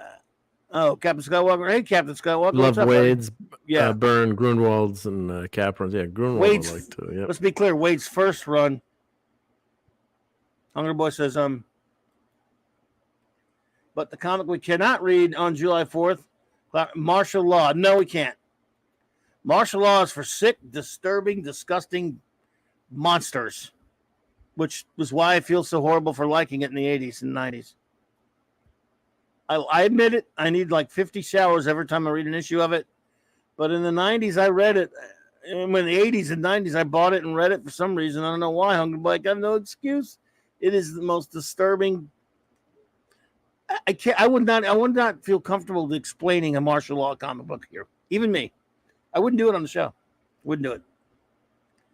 So anyway, but this was a great run, folks. Roger Stern, John Byrne, with Joseph Rubinstein inks. Some of the finest art on Cap of this era. Look, they've got Ralph Cramden in there. Yeah. See Ralph Cramden? Alice will never believe this. To the moon. Get out of the moon, Alice. Bang, Go. zoom. Can it Corey Apple? Oh, it could Corey Apple. Norton, I met Captain America. Oh, sure you did, Ralphie boy. Hey, yo. So anyway, here he is running around Cap. And beep, beep, beep, beep. Anyway, this was a great run. I'm not going to show too much of it because people should read it, but I've read it. I actually read it in a while, but I've read it a few times. I remember when it came. I was buying the title fairly regularly.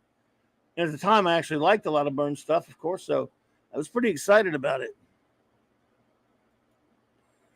He says, no need to read, Cal says, read Secret Empire on the 4th.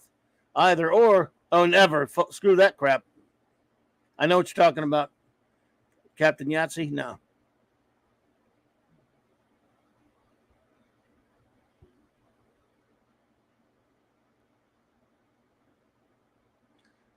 Oh, yeah, Rubinstein's a great inker.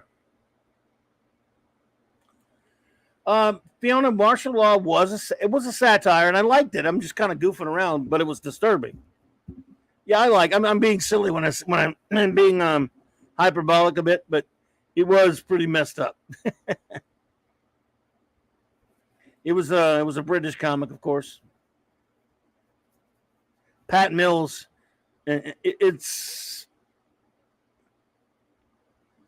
It's by guys who hate superheroes, and I love superheroes, but it was funny. I got to admit it. But Instructor Strikes. And then they did, the Dragon Man issue was great. 1980.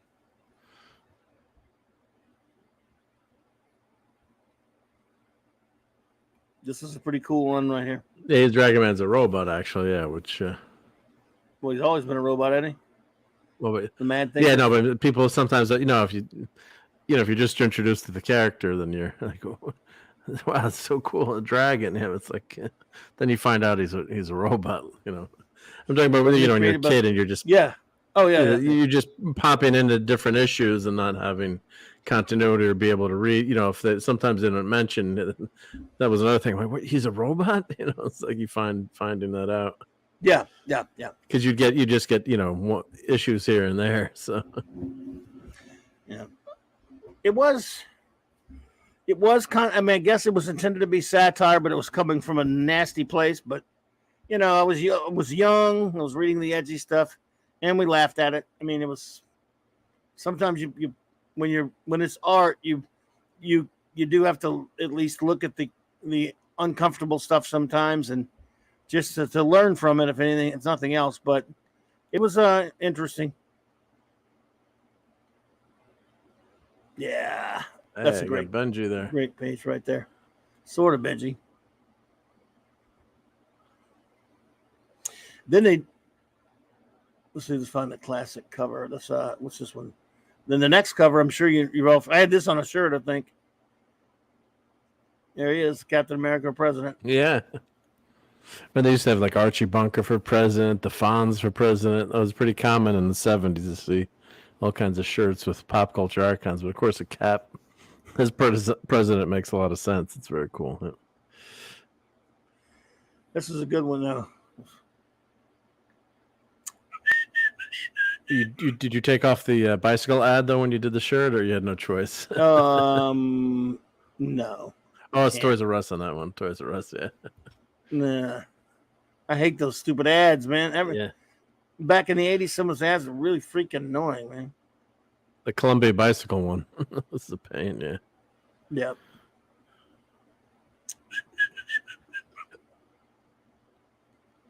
Yeah, me for president. Or is it for president? It says Hungry Boy. Yeah. The Beast would vote for him. Then they showed like a couple of scenes with heroes. Nick, what do you think, Nick? I better make sure I'm registered. Daredevil said he'd probably make a better president than Foggy made district attorney. Spider-Man, funny. I never thought of Cap as the political type. Doctor Strange, interesting. I pray to the Vashante that he makes the right decision. But J. Jonah Jameson says, I don't know, Robbie. I just don't know. Better than that menace Spider-Man. Or even Spider-Man for mayor. I take it then we won't be endorsing him. He's cursing. Yeah, buddy. Captain America president. He'd have the Avengers as his bodyguards, right? Yeah. Well, would Captain America even need a bodyguard? Well, I mean, you got to watch. Everybody needs their back watched at some point, maybe. Yeah. Yeah, I know. Yeah. So, I don't know. Then it was. Then I think they did one more, but it was again all origin-y. No, there were two more. There were a few more.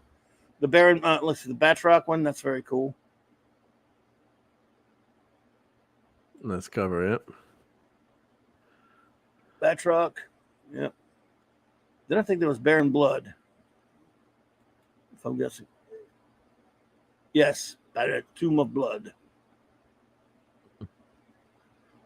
We're lucky we got this for as long as we did, really. I mean, Baron Blood. And then there was the 40th anniversary special. There you go. And it's Byrne doing the origin again. Because you never get done with the origin. They used some You stuff. can tell it pretty quickly, though. Cap's origin's pretty. Yeah, well, they did a beautiful job in the first Avenger. Yeah. At least they didn't try to make him a showgirl in this one. You're not going to go see Steve Rogers the musical when it comes out? That would be a no. Fortunately, I'm glad you're kidding, but just in case you're not. Look, Gene Colan. Wow. Well, Disney could use a hit, right?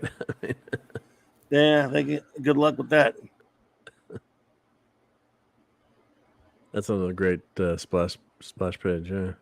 Now, one other one to look at would be, but I can't remember the issue number. It's going to be tough to remember. Remember the Ron Garney run? The first one. That was in what 270s or The 290s. and then he came back. And then he came back later, and he actually finished up the run on Captain America too. I think 444 or 450 was the last Volume 1 issue or something like that. And then I can't remember. Was that then Heroes Reborn or what happened to it? Hmm. When Volume 1 ended, did they stop publishing Cap for a while? Did that become Heroes Reborn, or I can't remember. It's been. I don't know. It ended. When did it end? I can't remember when the Garney run was. Well, 430 to like 4. I'm looking at 446, and I have every issue of his. That's just a guess, but he was on it for quite a while. That's the Wade Garney run.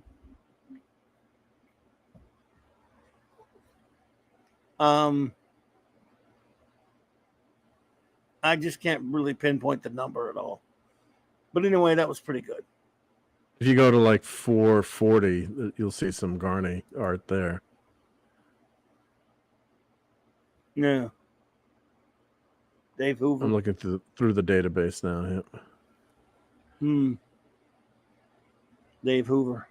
So I could find it, but it's no big deal. I just thought it was.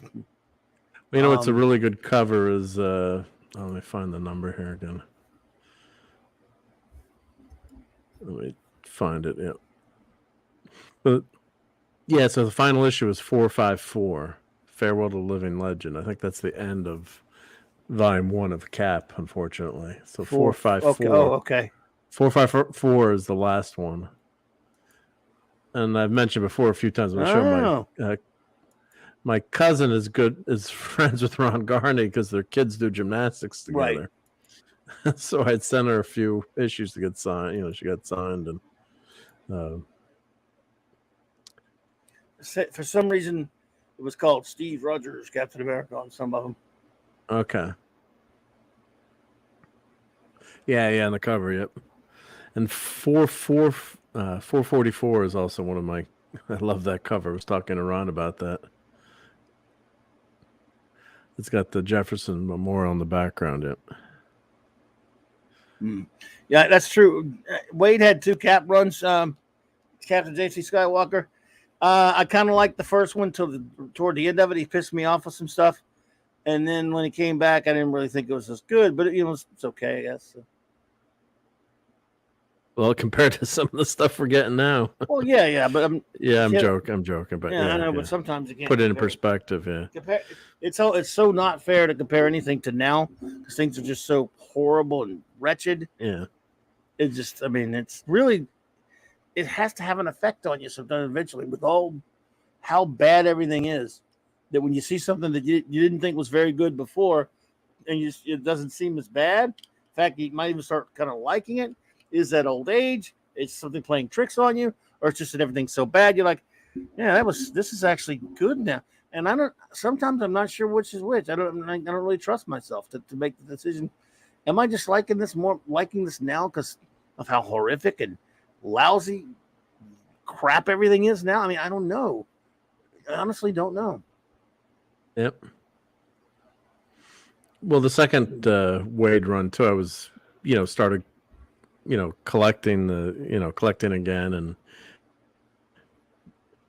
we just enjoyed the run. I mean, I can see, maybe some people don't like it, but it was just, it was nice actually to be able to get all those issues in order finally too. When you're not a kid anymore, you can sub to the comics, or you have a pull list, or yeah.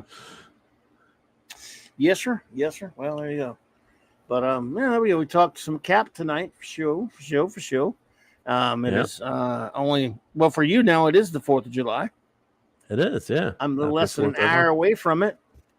And what are you all going to be doing? What are you going to be doing? Just going to see the fireworks tomorrow. Yep, go to the beach, go see the fireworks. And today was not the best day because we went to the restaurant tonight and they were all out of sea bugs and clams. I sent you a text. I was joking, but we're going to order oysters. And the guy said, we just ran out of them 10 minutes ago. So, damn it. That sucks. And damn it, Mark. Yeah. So Damn it, Mark. we had pizza. We just had pizza, and it was excellent. But pizza and There you go. some chicken tenders and stuff. Yep. Dang. What about No what clams. about everybody? You got anyone got big plans for tomorrow? I'm actually gonna go to my nephews and lie around in the pool till I get too much cramps and I can't live with them, and eat good stuff. So jambalaya? What are you eating on the 4th? Yep. I don't know what he's Not- having. Be Not burgers. going to turn and- this into a food stream, but no food stream, but he doesn't make jambalaya. He makes pastalaya sometimes, so I don't know what he's making. I'd go for some pastalaya though. That How sounds good. painful Yep. was it? Fiona wants to know how painful it was for you to have those without clams.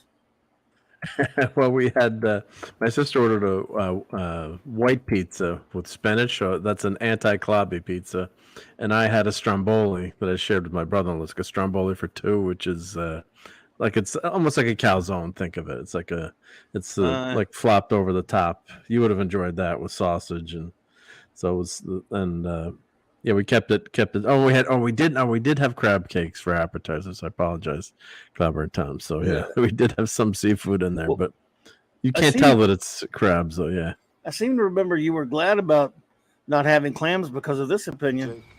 If I never see another clam, It'll be too soon.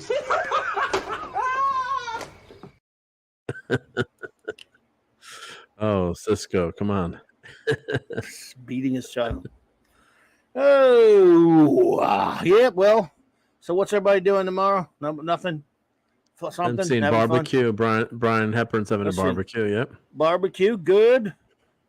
Grilling, and eating before. Yeah, well, that's the way to do it. Playing, listening to Lee Greenwood. I love that on a loop. I love that song. And I'm proud to be an American. Or at least I know I'm free. I love that song. Great song. I listen over and over again. Rereading Bicentennial Battles is a Matthew Pounder. There you go. Love it. That's, of course, a great Kirby classic.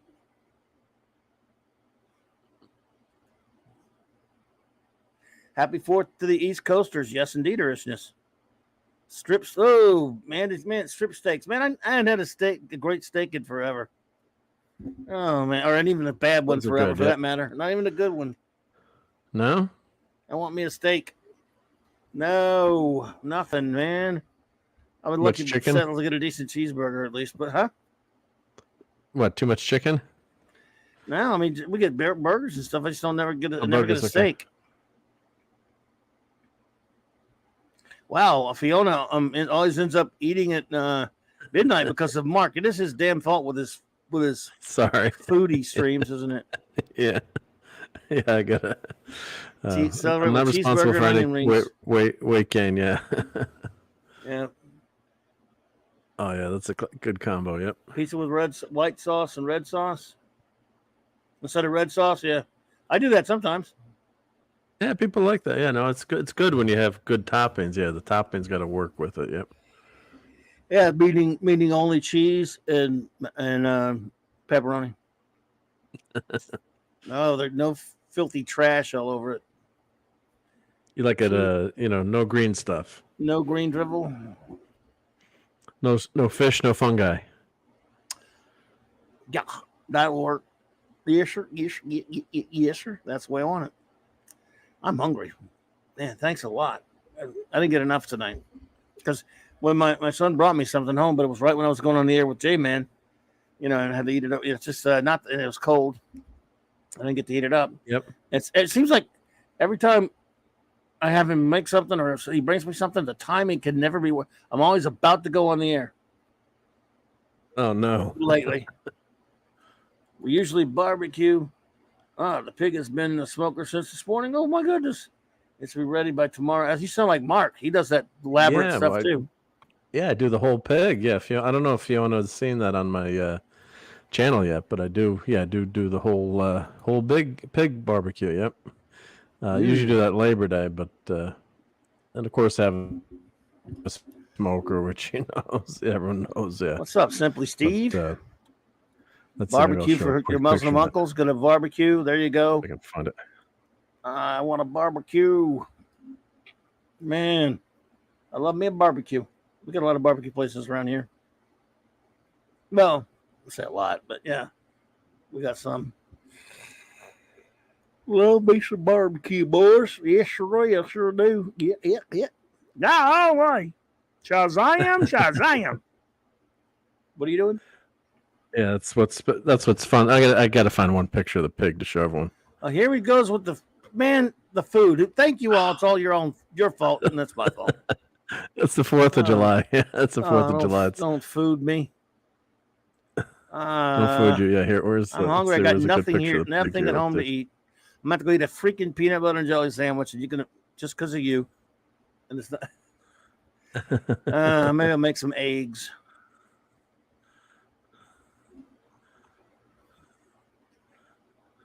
Let's see. Where's it? And we just oh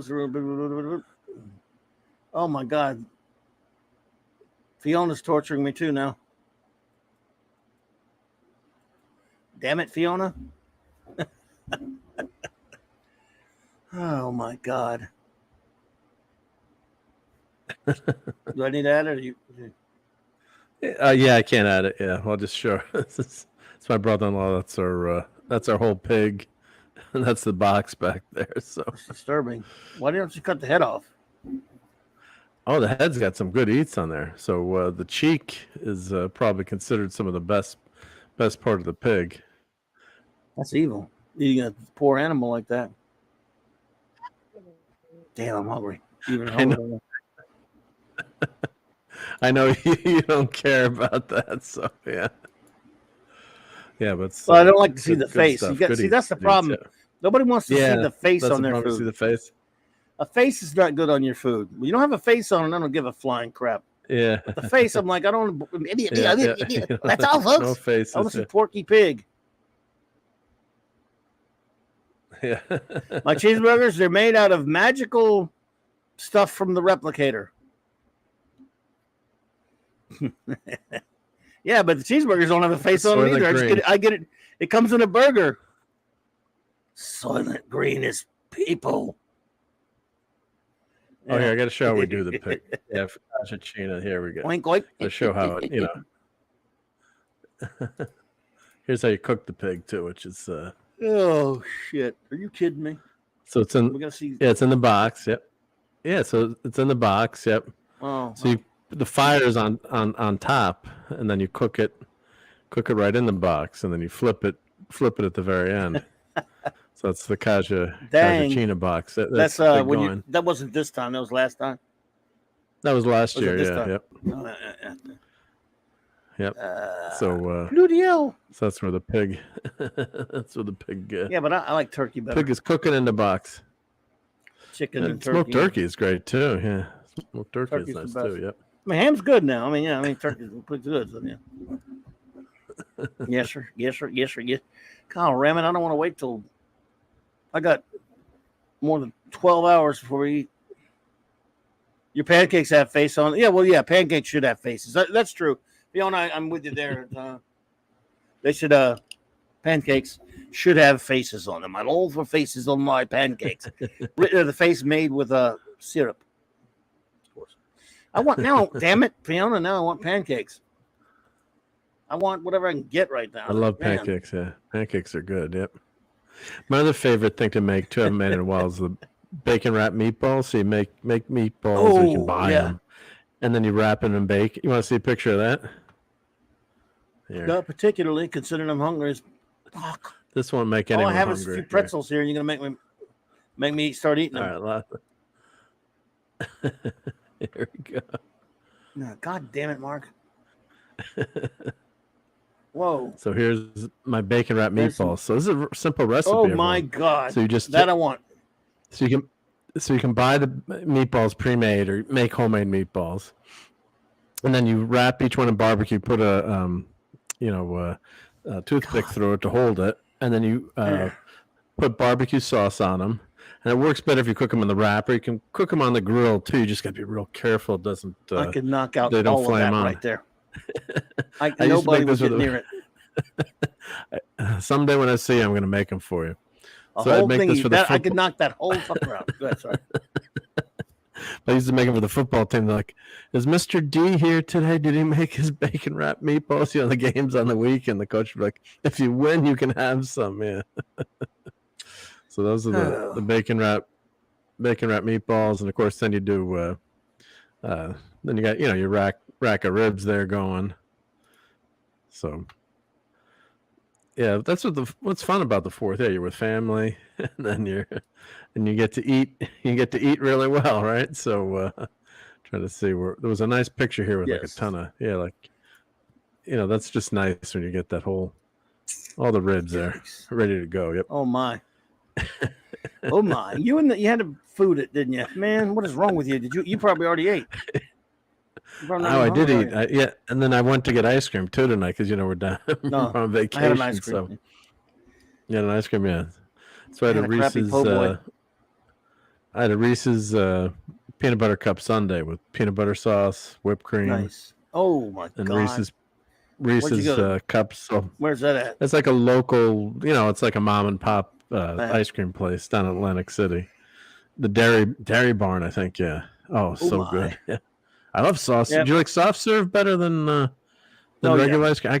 I like soft serve too. Yeah. I mean, Southern's all right, but yeah. Damn it. You and me both, Fiona. I'm hungry now. Yes, sir, Bob. Thank you for that, Fiona. All right, Captain James T. Skywalker. Perfectly done. Good night, Captain. Good night, Captain. Hey, Captain. We're going to start moseying on out of here, my friends. It's fantastic hanging out with you, but Mark has made me want to go get something to eat now. And I know he's made you all want to go get something to eat. Hell, it's a holiday, at least for you all. I don't get holidays, but it's a holiday for you all, so. Can't eat ribs in public, says Fiona. Why not? So, thank you all for hanging out with me tonight. I know I didn't do anything special. Never do I?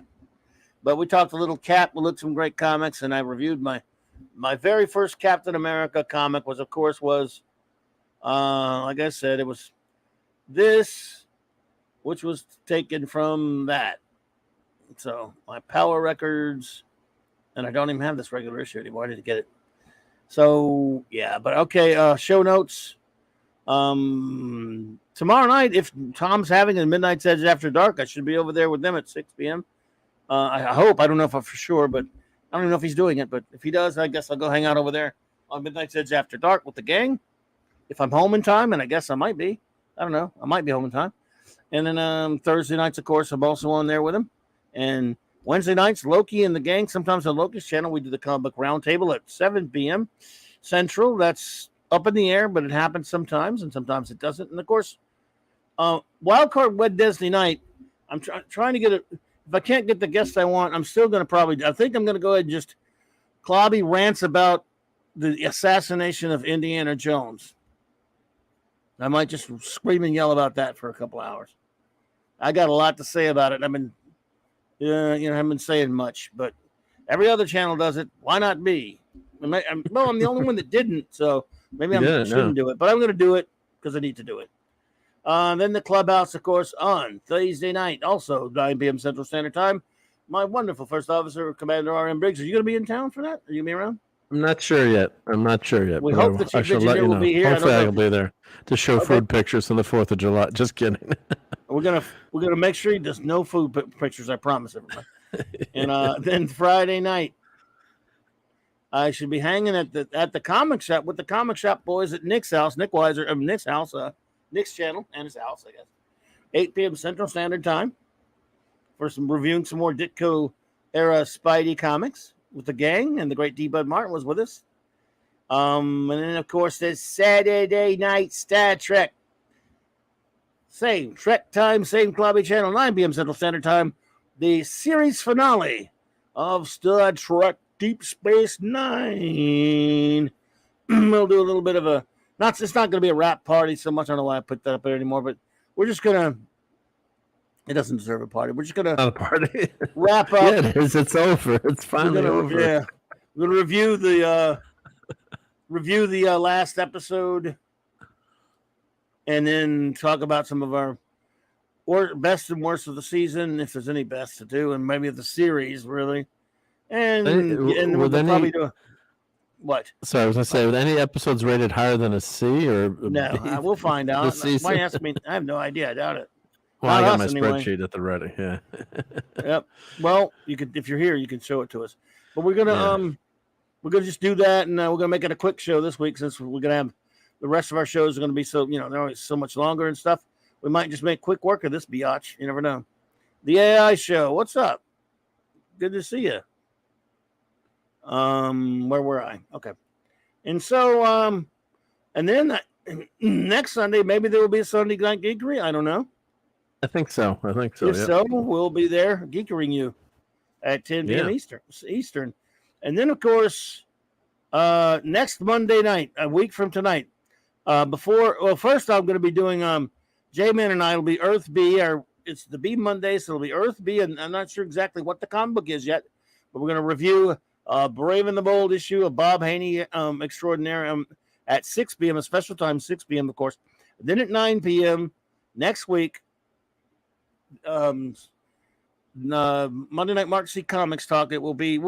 This is, of course, this month, 60 years ago, the same week, I believe, the Avengers #1 and the X-Men #1 were released.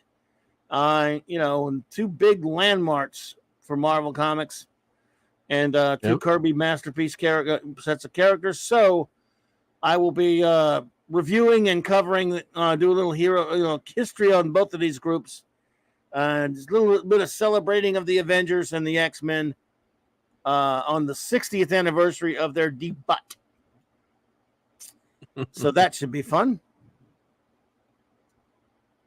Know what I mean? That'd be great stuff. That'd be great stuff. Yep. Yeah, 60 years. Yeah. So, okay, let's see. I'll shout out the wrenches real quickly, and we're going to, of course, the great Eric K, Chris Persia, D. Bud Martin, Lord Thoth, Lady Thoth, the J-Man, Hungry Boy, Cal L, Maddie's Daddy, Fanty Outside Erie. Oh, and Max Redstone. So, who is here with us tonight? Let's sorry. The AI show. Thanks for being here. Thanks for popping in. It's good to see you. Simply Steve, good to see you there, buddy. Fiona, thank you so much for being here tonight, my dear. Let's see who else is with us. Vamping. JT Kirk, Captain James T. Skywalker. The great Andy Masterson, man, so good to see you here, buddy. Let's see here. Oliver Belamonte. Oliver Belamonte. What did you say? Well, I was just saying, Andy's not too far for him right now, about an hour away. So, oh, cool. Yep. Matthew Pounder.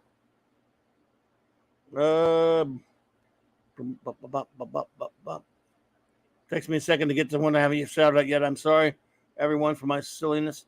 I'd like to get everyone shouted out, especially on a night like tonight, because it's Independence Day, almost. You're a Muslim uncle.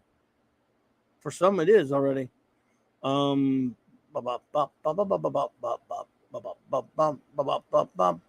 takes me a chance. Well, I'll get to the next one.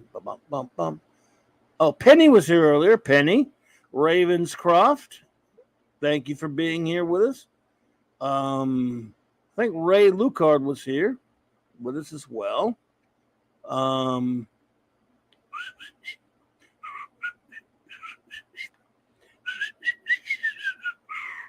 Takes a while, folks. Sorry. I'm so sorry, but I like to get everyone shouted out. I want to miss anyone if you can help it, right? Yep. Yeah, if I can help it. I don't like to miss anybody. Dave Rayborn. All right, cousin. Hope you have a great 4th. Salty Traveling Seat. Thank you so much, and thank you for the super chat. A pleasure to see you, sir. Thank you, Brian Hepburn.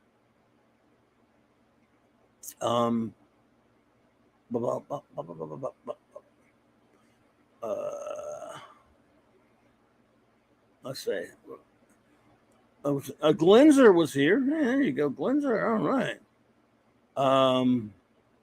See, we're almost to the point now. Yeah. Have I gotten everybody? Did I miss anybody? Is there some I haven't gotten to yet since I'm backtracking? Mighty Orbot. See, I told you there was more. You didn't believe me, but I told you. You wouldn't listen to me. No. Zacharit is still here. Zacharit. Okay, it's from Zacharit. Thanks. I haven't seen Zacharit. How about Kilroy? Who? Was Kilroy here? I don't know. bad jo- I think not. Oh, that is bad. Well, I'm thinking of the troops at this time, always at this time too. So, Are you? Well, yep, Independence Day. Yep. So Steve Mitchum was here, the descendant of the king. So he said, "Happy." What did Steve write before? Happy Rebellion Day. I think he said. Get those nerds! Nerds! Nerds! What? Your agonizer, please. Let's see. Bomb. Anyone lurking out there, by the way, thank you so much. We appreciate our lurkers. Or anyone watching on a download or a live stream, or a restream, whatever you want to call it, replay. Thank you so much. We appreciate you. Das Wolfen was here. That's right, Das Wolfen. There you go. Oliver. I think I mentioned Oliver, but just in case. All right, now comes the time to start placing your bets. Steve GT26, someone new, was here earlier, so that's great. Now it's time. Ironhide 84, who had to leave her, but yeah, Ironhide, thank you for being here. Now it's time. I already said Penny right there. It's time to start playing the game. Warrior of Justice. Hey. Now I'm ready. Now I know we probably got everybody. Or you think there's anyone I missed? Yay or nay? Well, I wasn't here for the whole show, but sometimes Dad Man pops in and just says hi or leaves a like. Did Dad Man do that tonight? Oh, I don't know. He might have. That's a good one. That's a good point. If he hadn't, I'm going to say it anyway. Dad Man and Dad Man Clan, they're good friends of the show anyway. So if he didn't, that's cool. But if he did, we got him covered now. How about that? Just he was here, says JT Kirk. Oh, okay. Dad Man was indeed here for a bit, he says it. Well, shout out to the great Dad Man and the Dad Man Clan. You guessed it. He always likes to pop in, and I do appreciate that. Keely Chow, roll tide. Now I'm going to say I know I'm clear. I am good. Got everyone, right? I got everybody. I don't think there's anyone who was here. I'm going to stand. There he is, Dad Man. See, I told you. We already got him. So I'm going to state in utter confidence that the remainder that I'm scrolling up to, all of them I have shouted out, except for Jason Sandberg, of course. That goes without saying. Jason, thank you for the super chat, and I hope your project is doing well. And okay, him and you already got Sakura. So thank you, Jason. All right, now. Oh, Minimus was here. See, I told you Minimus was here. You wouldn't listen to me. So you can't minimize Minimus. No, you can't minimize Minimus. So now I confidently state, with absolute assuredness, I thought that we now are clean and cleared. I've shouted out everyone. I've not missed a soul. They've all been shouted to yes. I'm talking like a redcoat on Independence. It's not Independence Day here. Oh my God, Apollo me St. Minion. I love you. I can't show the pupper picture anymore because I don't have it anymore. But I'll try to get it back one of these days. So I was wrong. It was Apollo Meets Minion. But other than that, we're in the clear. John Shaggy Rupus makes a liar out of me. That's okay. Now we're in the clear. This absolute clearness. Jeff Morris proves that we're not. So other than that, though, I mean, there's nobody left. I mean, it's not. I mean, we've shouted everybody out except for Blunt Philly Reviews. That goes without saying. Which again, but other than that, we've got everybody. Yeah. There's no one else. There you. Boom, I was right. Finally. Okay, everybody. Sorry about all that nonsense. But it was. I know it wasn't any fun. Right? Yeah. I don't think everyone likes that too much. I'm sorry. Welcome. Thank you all. Yes, Fiona. Exactly. Remember what the fourth really means. Let's never take our freedom of speech and expression for granted. Now more than ever. That is so true. Everyone, look. have a good time, of course, but do not lose focus on what freedom really means, because there aren't enough people in this world who understand or appreciate freedom. And it's for those of us who do, it's up to us to continue to try to make them understand it and to see it. And that's what Captain America does. He fights for freedom. And any closing words?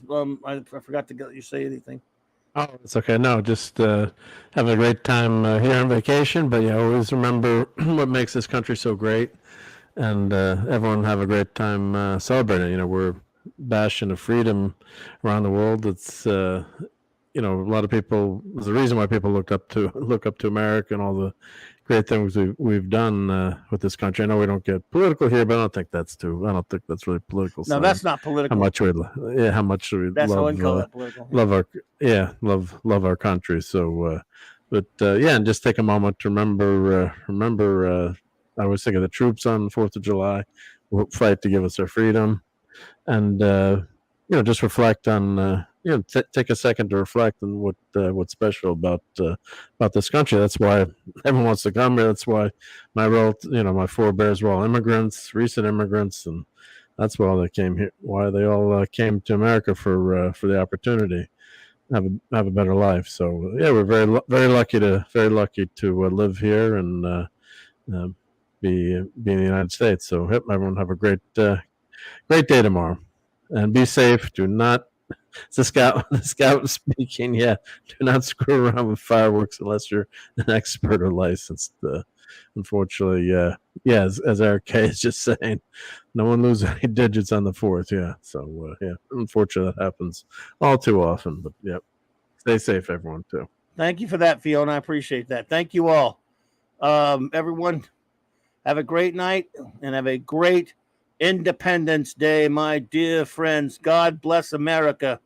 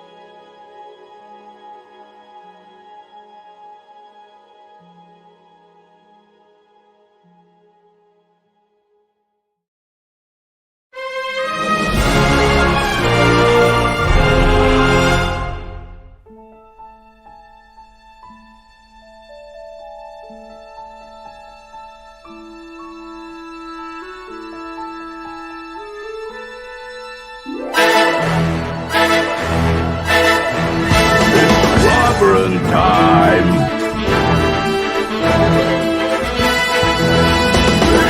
Clobberonimo!